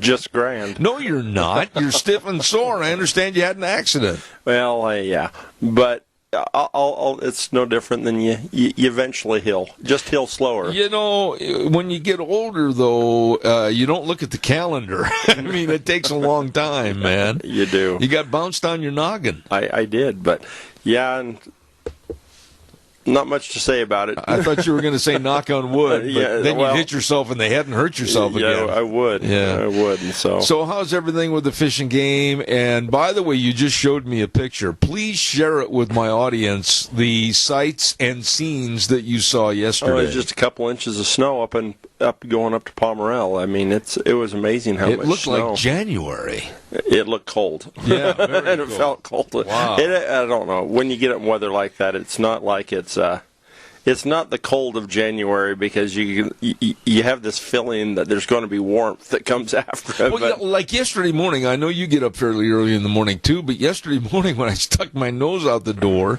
it was 39 degrees. That's fairly chilled. Yeah, it's cold. It is. Yeah. But, it's... And then I looked at the calendar and it said June 13th, and I said, somebody's wrong here. Yeah. Well, and it just always makes me nervous when we get storms that hard. I mean, we're right in the middle of nesting season for game birds. I mean, the game birds started coming off the nests about a week or two ago. Sage grouse a little earlier than that. You got deer fawns and pronghorn fawns and elk calves hitting the ground. And it's rough on them. When you get, a couple inches of snow and a 30-mile-an-hour wind and cold temperatures. And so, it'll be interesting to see how I'm glad to see it nice and warm today. I thought you was going to break into verse when you're sitting here, not a cloud in the sky, got the sun in my eye. No. Hey, what's this about a moose over by the Wayside Cafe? There was 2 moose. 2? And this has been quite a hot topic. The moose were running around over there for a couple days, and last week we were able to go over and dart them.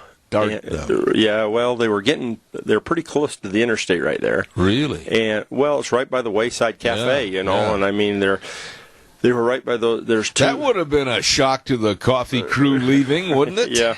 Well, if you go on Facebook, it's amazing how many people in Haber and Rupert area had a visit from these moose. They'd been wandering around that area, and we'd had a few calls, and we just hadn't been able to get anything verified where they were at long enough that where they could get in trouble. And so we went over there, and they were just in this gentleman's yard. Over by the wayside. Over by the wayside. I mean, by the wayside, right by it. There's the wayside. There's a couple of horse trailers and a pasture, and there's a gentleman's house. They were by the horse trailers. How long had they been down here in the valley? Oh, a couple days the way it looked. Really? But once we were able to get them located, we got over there and we darted both of them as probably wouldn't be surprised if they were siblings. Last year's calves. This is our moose season right now. Uh-huh. We start having all the cow moose are starting to have their new calves, and they're kicking off last year's calves. Did you anticipate, let's say 3-4 years ago, that the moose numbers here would grow like they have? It's kind of interesting because we got moose in almost all our southern units. 55 we've had moose for quite a while. 56, 54 it's going kind of crazy, and then we've actually been seeing them clear over in 47, and that's after we darted and relocated these moose. We relocated them over to 47. And that's on the other side of Rogerson across Salmon Falls Creek Reservoir. Okay, I was going to ask you, though, in adjacency to that topic, is there anything as special precautions with the moose numbers up that you would tell people that are maybe going up hiking or four-wheeling or anything else? Especially this time of year, there's a chance that you can run into a cow with a calf. And as far as I'm concerned, I would rather run into a sow grizzly bear, with a cub. Because they're just these moose can get very aggressive with their calves. We've had several officers that have been taken by them. When they're out trying to work them and move them, and they're just more aggressive than. What would you say to a person, though? You're an expert on this. Drip under pressure. No, I'm not an expert. No, seriously. What should one do if you try to run, lay down, hide behind a tree? Give them a wide berth. Give them a wide berth. I mean, if you see them, you don't need to go up. I mean, we had there was a a moose right here in Murtaugh a week and a half ago, just right out here behind your place. Yeah. And there's this moose out in the field, and this lady, she walks out towards it to take a picture with her cell phone. Oh, not smart, not smart. And one of our officers was over here trying to talk to him, and the moose takes off on a dead run and jumps the fence, and it hooks its front legs on the fence and flips over and lands on a guy's wheel line right over here by the elementary school and breaks the wheel line. Oh, my. And it's just, I mean, they're wild animals. Even though they're in town, it's not like walking out and getting a picture of Bessie. You know, it's not an old dairy cow. Yeah. If she had had a calf, moose. you know, if she had had a calf, you know, I don't know what to have thought that she could have done. I mean, because they get very aggressive in protecting, and that's what they're looking for. These older cows that you're seeing down here, they're looking for a place to calve. But when you see these yearlings, they just got kicked off from their mother. They're usually not as aggressive, the yearlings, but it's still, I mean, they've got a lot of hoof and a lot of leg underneath them. Well, they can move quick. I think I was just going to say, if people think that they look like a slow, lumbering, kind of a laid-back animal, they got fourth gear in overdrive. Well, they do, and they're like that big, long, lanky cross-country runner that doesn't look like he's hardly moving. Yeah. They're moving really fast when you try to keep up with them, and moose, they're extremely quick. When you relocate these moose, like you did over at Rupert, and put them in 47, yeah, right? we put Unit 47? Yeah, and we got, you know, some people will say, well, why didn't you take them down to 55? Well, we feel like we've got a good population in 55 right now. But will they come back? They would. They can very easily. We've had incidences where we've released moose or black bear or different things, and they almost beat us back to town. You're serious? Yeah. Oh, yeah. We had a black bear that we released almost 80 miles away from a neighborhood, and we put an ear tag in it. We ear tag all the animals that we dart, just so that, I mean, they've got narcotics in their system. If somebody shoots them, it says call us, and then we can tell how long the narcotics have been out so they don't eat them. You know, if it's in the middle of hunting season, or they can get some information on them. And we like to see where they go after we relocate them. But that bear made it back into town in a day and a half and is almost 70 miles away. Really? And we've had moose that have done the same thing. And our goal with these animals, if we're going to take the time and the energy to dart them and relocate them, we just don't want them back in trouble again. Absolutely. And where we have a beginning population, we've had several sightings in Unit 47. It's out there, not a lot of danger or problems they can cause. They may go down and bother the ranchers a little bit or something like that, but there's not much bother in them. Our cattle ranch, we had moose all around it all the time. We never had any issues, and so. But don't try to get up close and take a picture. Yeah, don't get up close and take a picture of them. I mean, if they are near the road and you want to pull over and it's safe and there's not a lot of oncoming traffic and stuff, you don't want to turn into a Yellowstone Park situation. But you know, it was kind of interesting over there at Wayside. We had these moose running, and we had people. I mean, and I don't blame them. People wanted to watch and see, but we really need people to kind of give us a little bit of a wide berth when we're darting these. We're using a drug called carfentanil, and it's very toxic to humans. Yeah. You're dead within like 30 seconds if it gets in your bloodstream. Holy moly. And so we actually carry another syringe of an activator that if you get poked by a needle, one of the staff, that we can inject it so it doesn't kill us. Really? Yeah. And so it's, you know, and people say, well, why don't you hurry and do that quicker? Well, when we're using this dart system, it's an air gun, and so we can turn the pounds of pressure, and we've got a yard meter. So, like if it's at 30 yards, we use 30 pounds of pressure. If it's at 40 yards, we use 40 pounds of pressure. So we have to range find the animal. We have to crank up the pressure so that the dart will get there. And the other thing we have to do is, depending on how big it is, we estimate the size of the animal. And that's how much carfentanil we put in there, because if we put too much in the dart, we can kill the animal. And so it takes us a few minutes to get these things. You know, I was having people, well, why don't you just get over there and dart it? Just grab your gun and go dart it. Well, it's going to take. let's all, breathe a little bit, and it's going to take us, 20, 30 minutes to One of the things I would think is that these dart guns, you can't be that far away. There's a certain distance there. 50 yards is a 50 long yards shot. is a long shot. Yep, I've heard that. And so, even though you've got plenty of pressure, I mean, it's a big dart, and any kind of wind or anything like that can put them adrift, and we just don't want carfentanil laying in a farm field or anywhere else where somebody could get it. And so, but no, it was pretty interesting. We want to thank everybody that helped us. We had the Cache County Sheriff's Department over there, some of the Rupert and Hayburn PD and ISP over there, and then we had a lot of concerned citizens that were there, and so, but it went off. And if you see a moose like that, give us a holler and try not to manage it yourself. What do you do in a procedure like that? I mean, does somebody know they've got to bring a pickup and a trailer, and somebody knows they've got to have the dart gun? It's kind of a quick procedure to take care of the problem, but when you transport these, how long does that medication stay in their system without tearing the trailer apart? It's interesting.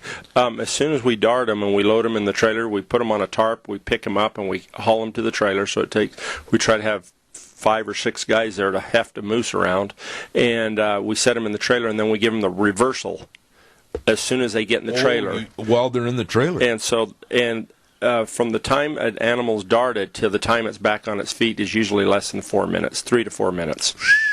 And so we just lock them. We've got a 2. So they're tearing the trailer apart. They really don't. They get in those trailers. We've got a Charmac horse trailer that's got a really thin opening window that's really high. It's a 3-horse slant, and so we just put the one moose in the front and close we have a divider gate on it, and then we just put the other moose in the back end and slid it in there and gave it the reversal, and we had 2 moose in the trailer, and they really don't. They get fairly docile after they're in the trailer, because as long as they're not getting a lot of stimulation, and we're driving down the road, it keeps them cool. I'd hate to be the guy that had to open the door. Oh, it's not that bad. It's not that bad. You just kick the door open, and usually they're ready to get out of there. There's some of them that get a little owly once in a while. But, really? Yeah. Wow, that's interesting. It really is. There's a lot of danger and what do you want to say? Hollywood to your job. Sometimes, I mean, it's not that sexy. I mean, people look at it and think, "Oh, wow, that's really." Yeah, but you could easily get hurt, though. You could, but it's not really much different than working livestock. I mean, how many times have you roped a bull and drug the rope through the horse trailer and drug it in there? And I've had some pretty alley bulls we've dealt with too, and absolutely. And you can get kicked just as hard by a stock animal as you can a moose, but I guess it's different. Anyhow, we're going to skip number 2 on your list, and we're going to go to number 3. Applications are over. Everybody in town got applied except Zeb. I knew you were going to give me a big... I was trying to remember if anybody can remember how much the bet was for that he wouldn't do it. I don't remember making the bet. I thought it was $20. I can't remember anything that steep. There's no way I can get anything done for this year, is there? Well, you can. You can buy a general tag. A general tag. Or you can put in for second choice when second application if somebody forgets to pick up their tag. So there's still a chance. A glimmer. A small glimmer of hope. Up to... Well, applications are in. Everybody will be notified by July 10th.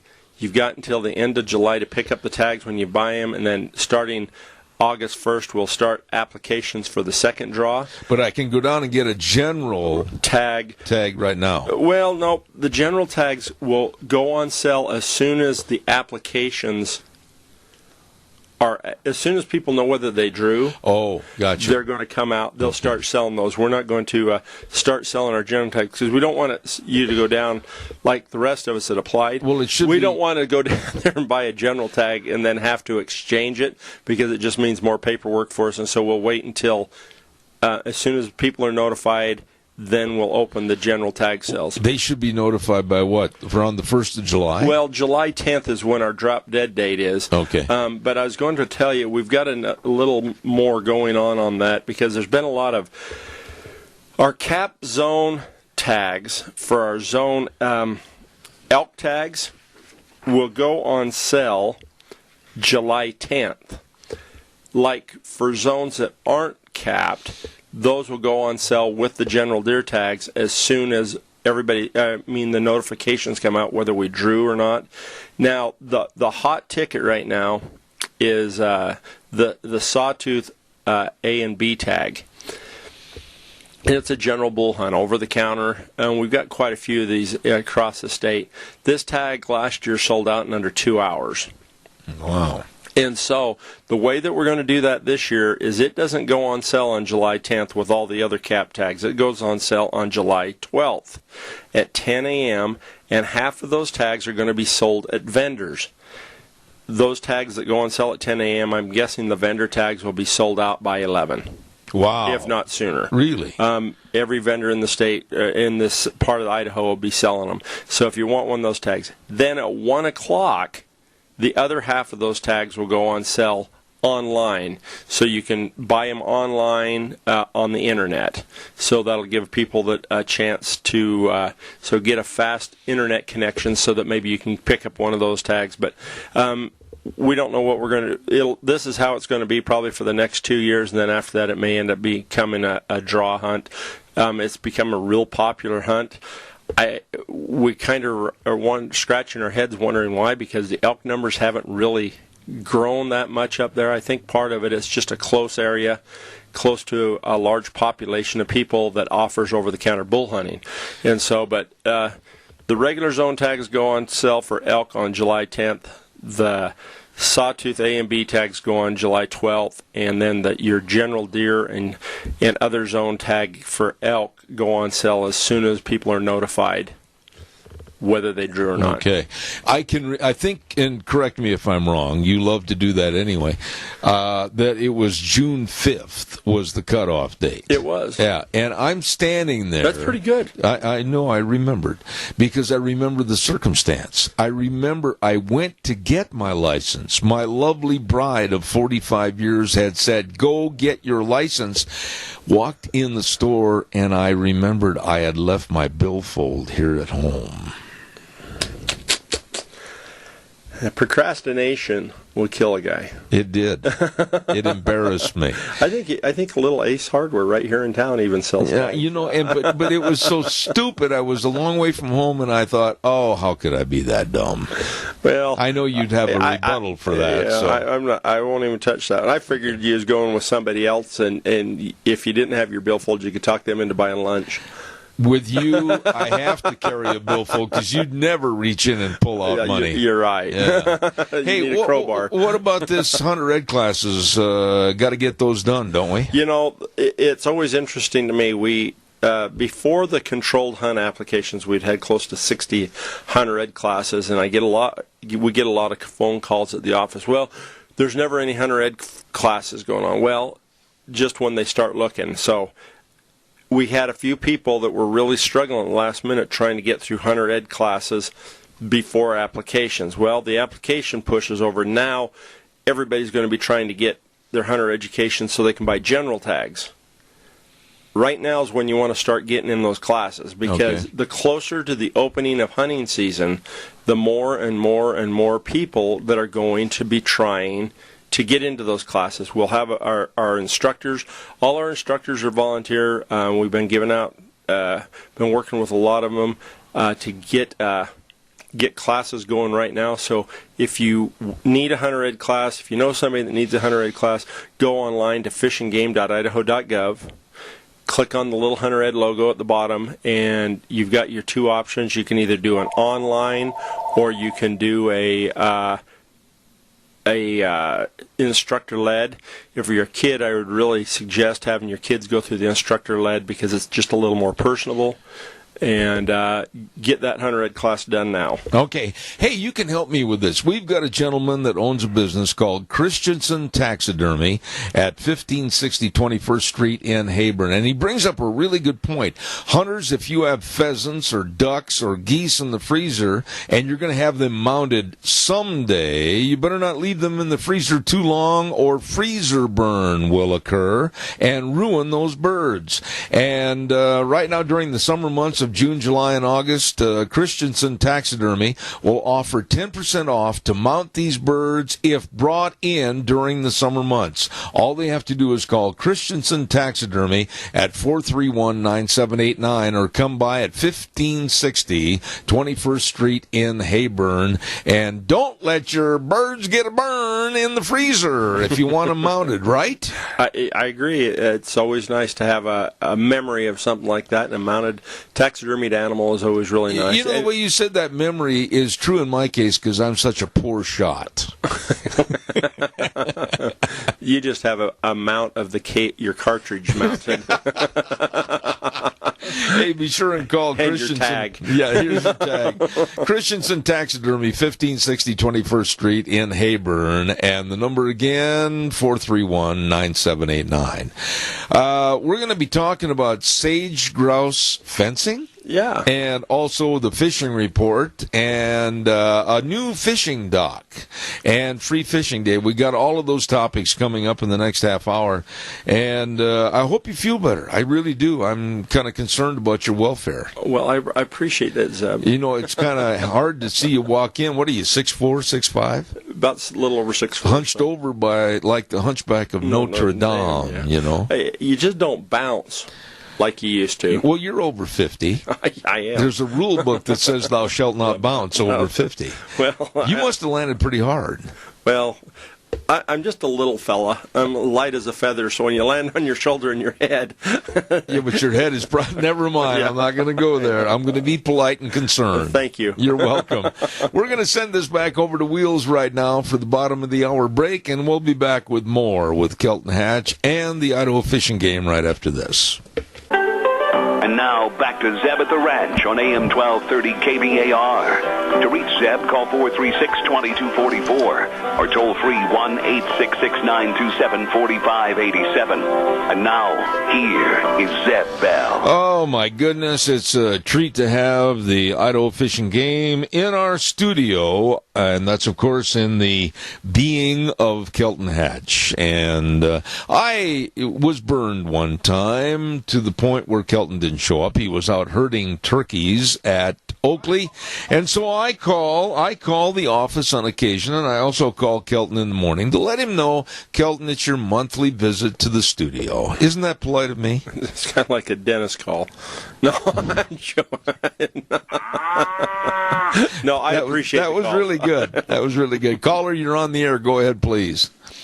Zeb, I got a question. I think some concern. I have a place on the limb. I help salmon. You're at 30. And I have friends that live at the Yankee Fork, East Fork, up around Clayton, all through there. And they said they had tremendous game loss this year. My question is this pretty well the average all over, or is that a real problem? I'll just hang up the list. I appreciate your call. Kelton, go ahead. Please answer the man. You know, I appreciate that question, too. That is not the norm for the rest of the state. Well, at least the Magic Valley, I guess I should say. It was a horrible winter for game in a lot of our units. Eastern Idaho over on the Idaho-Wyoming border. Wyoming's actually predicting 100% fawn loss this year. We also saw that a lot along eastern Idaho, some of that up and through Clayton. We had a real high mortality on fawns, some calf elk loss, and we actually lost a few does in bucks in some areas. And it happened also over on the Idaho-Washington Oregon border. But here in the Magic Valley, it was an interesting, though we had a lot of snow, we have all this low altitude winter range, Indian Springs, and 55 and all of this lower country, and we really came through this winter unscathed. We actually will have an increasing herd even after this, as harsh as this last winter was in some of these areas. One of the things that's going to really help us on these higher mortalities is we have had such good fawn production over the last 5 years that our deer populations and our elk populations were really strong, and we really don't think that we're going to see much of a glitch in the overall numbers of what hunters see out there according to our aerial surveys. We do know we lost a lot of young in some of these areas. We've actually made some changes in quite a few of those units where we had dropped any of the doe hunts, the youth doe or either sex hunts. All of eastern Idaho had dropped those, a lot of the upper snake, some around the salmon area, some around the Boise area. In any of our units, even though we had good fawn survival in most of our units, like Unit 56, we dropped it because it was right next to Pocatello, and they had dropped all their youth doe hunts over there. So we, instead of getting too large of an impact on our herds with people coming over and hunting that area, we decided to drop that. So, no, it's a great question. We're anticipating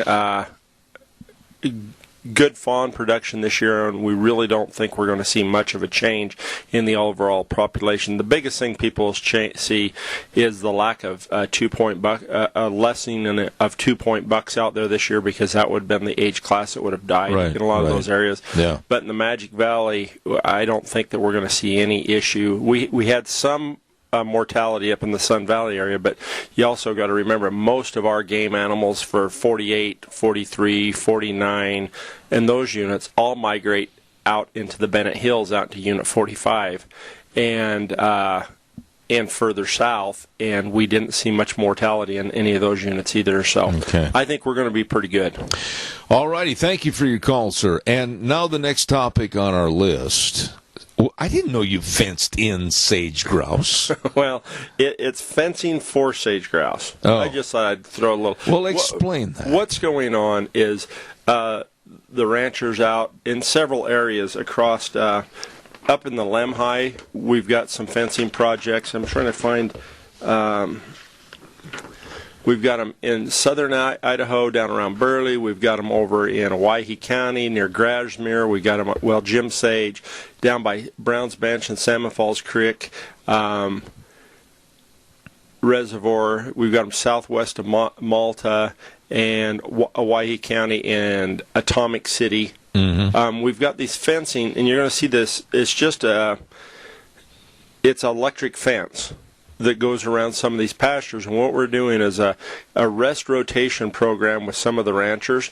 We talked about this a little earlier for nesting sage grouse, and they're trying to determine whether you see any difference in chick production in areas where there isn't livestock grazing, or if in the areas where livestock are grazing. I see. And so it's a joint effort with the cattle associations and the different ranchers, and we're working with them on this. If you see those white fences, and please don't take them down.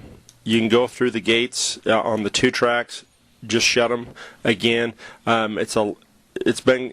we've been doing it for the last 2 years, and we'll probably do it for the next 3 to 5 years.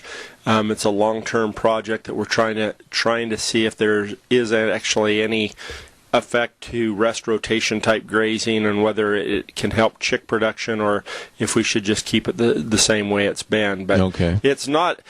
And I don't want people to think this is a ploy in any way, shape, or form to reduce livestock on these areas. That's not what this is. It's just trying to find the best practices for cattle grazing, as well as for chick survival and sage grouse. All right. Of course, here for the month of June, we do not have McGargle, the fishing expert with the Idaho Fish and Game, with us. He's busy. What does he do? He's right now trying to figure out where to put all the fish that he has in the fish hatchery, because the streams are running so fast and hot and heavy. Bring him over to my buddy's house, Rocky's. Yeah, I would love to. Yeah. I would love to. When you say about all the fish, I mean, really, are you overstocked? We haven't been able to plant a fish in a stream yet. Why? That high?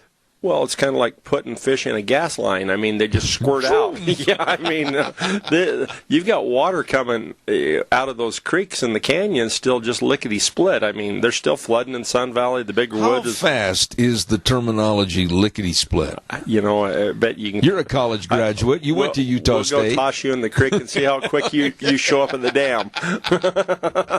Lickety-split! And so... No, it's just that there's a lot of water coming down through there. Our goal when we put fish in the mountains is to keep them there.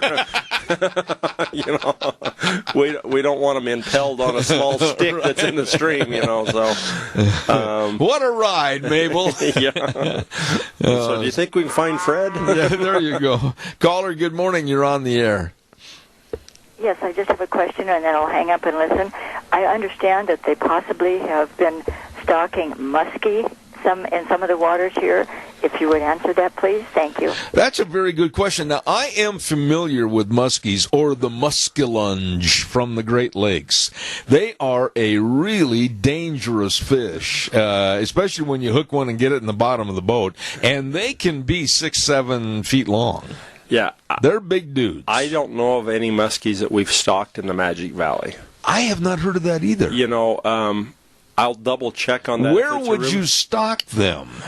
In your horse? No, seriously, it's not a fish that you would want to put in Murtaugh Lake. Well, no, but you see, the thing is, we have walleye in Oakley and in Salmon Falls. They're related to the walleye, and they're related to the walleye. And I'm wondering if that isn't somebody kind of went that direction. We do have them in walleye in Murtaugh Lake and Salmon Falls Creek. It's been a real concern. Stop the bus a minute, Gus. You mean to tell me there is walleye in Murtaugh Lake? Not Murtaugh Lake, in Oakley Reservoir. Because you really made me raise my eyebrows when you said that. We're monitoring for them though there. You got sturgeon in Murtaugh Lake. Well, and the reason we're monitoring for them is because we do have a concern that because of the high water this year and the amount of water that was spilled out of Oakley, that the water that was in that canal going down through the valley all the way actually made it to the canal system that goes into Murtaugh Lake.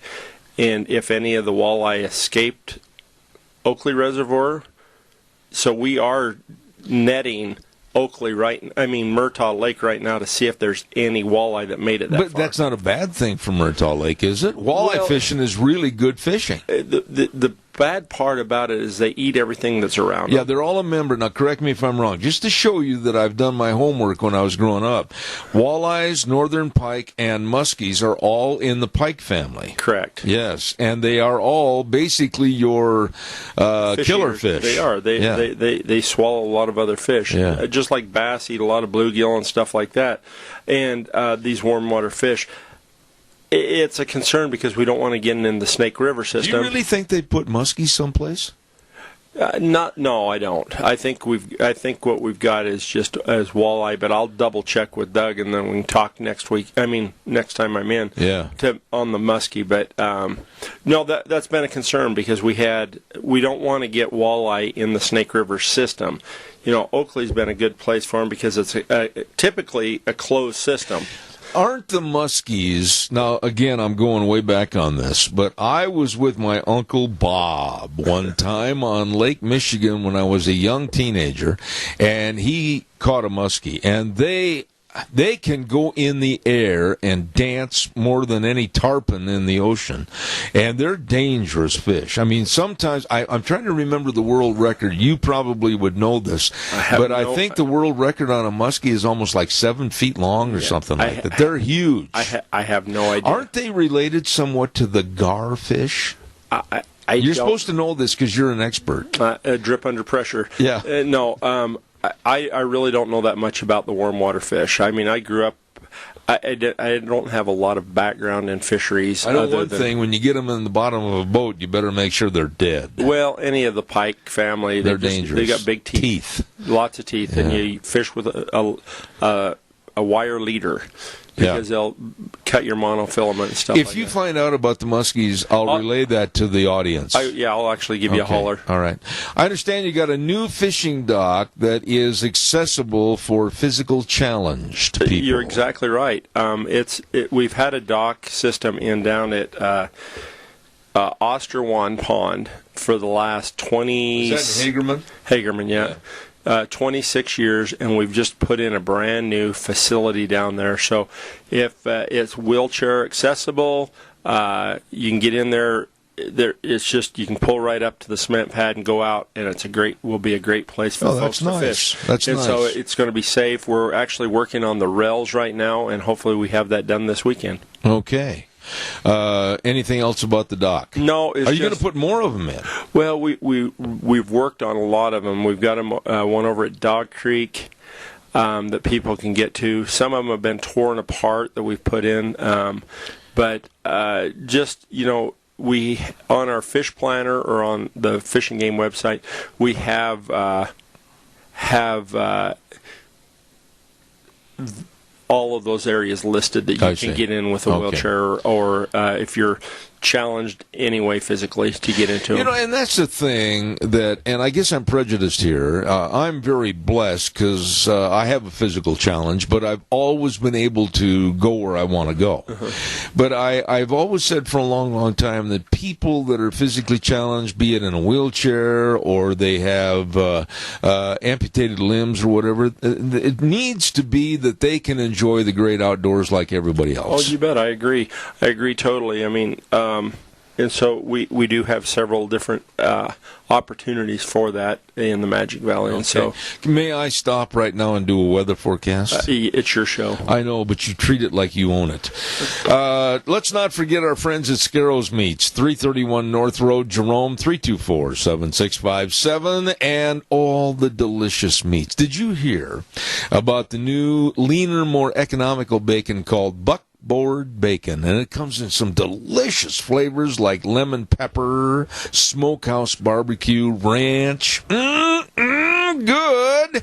And all the breakfast sausages and the brats. I love brats. I get the soft, really soft buns, and I put all the onions in there, and the mustard, and the hot sauce, and the brats. Oh, boy. There is no energy shortage at my house. No. You can tell you're pretty excited about it. I am. I get really worked up about it. But right now, we'll stop the excitement, and we'll listen to the weather with Gina. Finally, we have some sunshine in our forecast as we saddle up and ride again toward today. And it's going to be nice. Looks like sunny skies, high of 74. Tonight we're looking at a low of 48 under partly cloudy skies for tomorrow.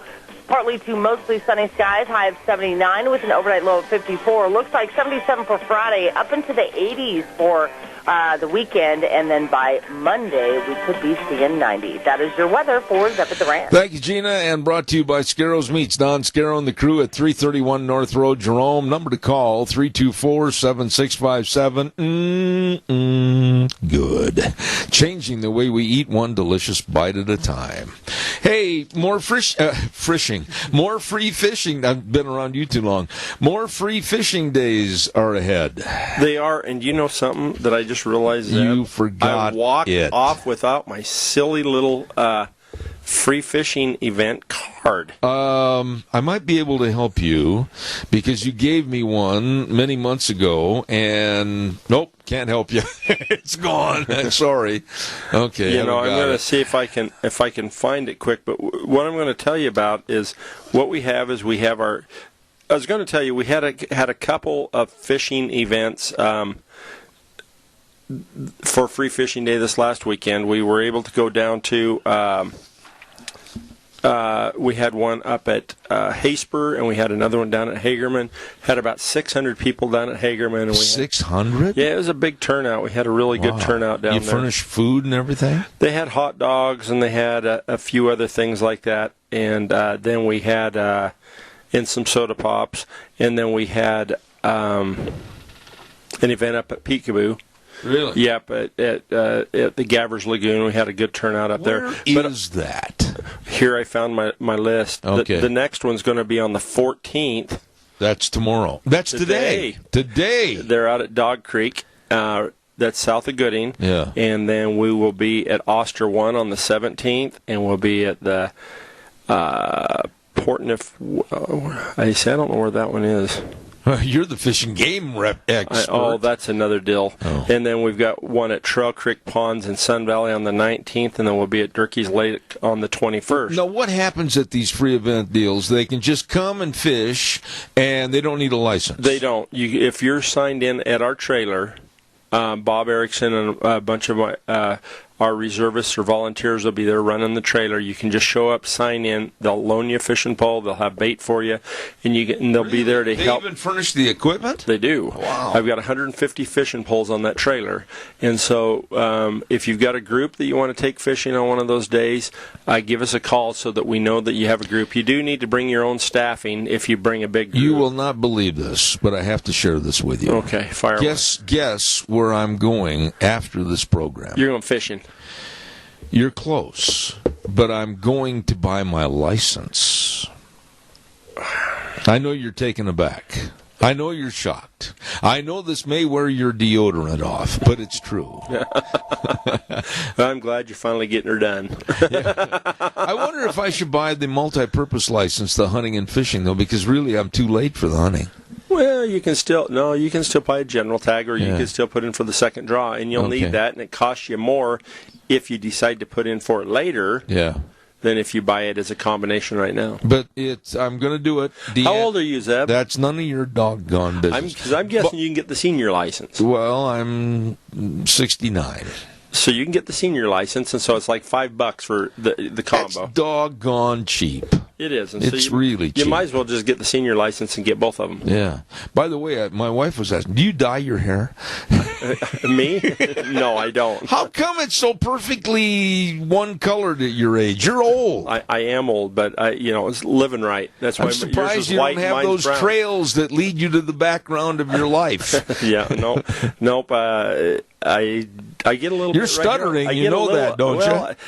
I look good for my age. The word "good" and "age" with you, I wouldn't put the two in the same sentence. No, I just didn't get a lot of gray hair yet. Really, it's starting to come in. Yeah. Welcome to my world. Yeah. Well, okay. you're Snow White. I know.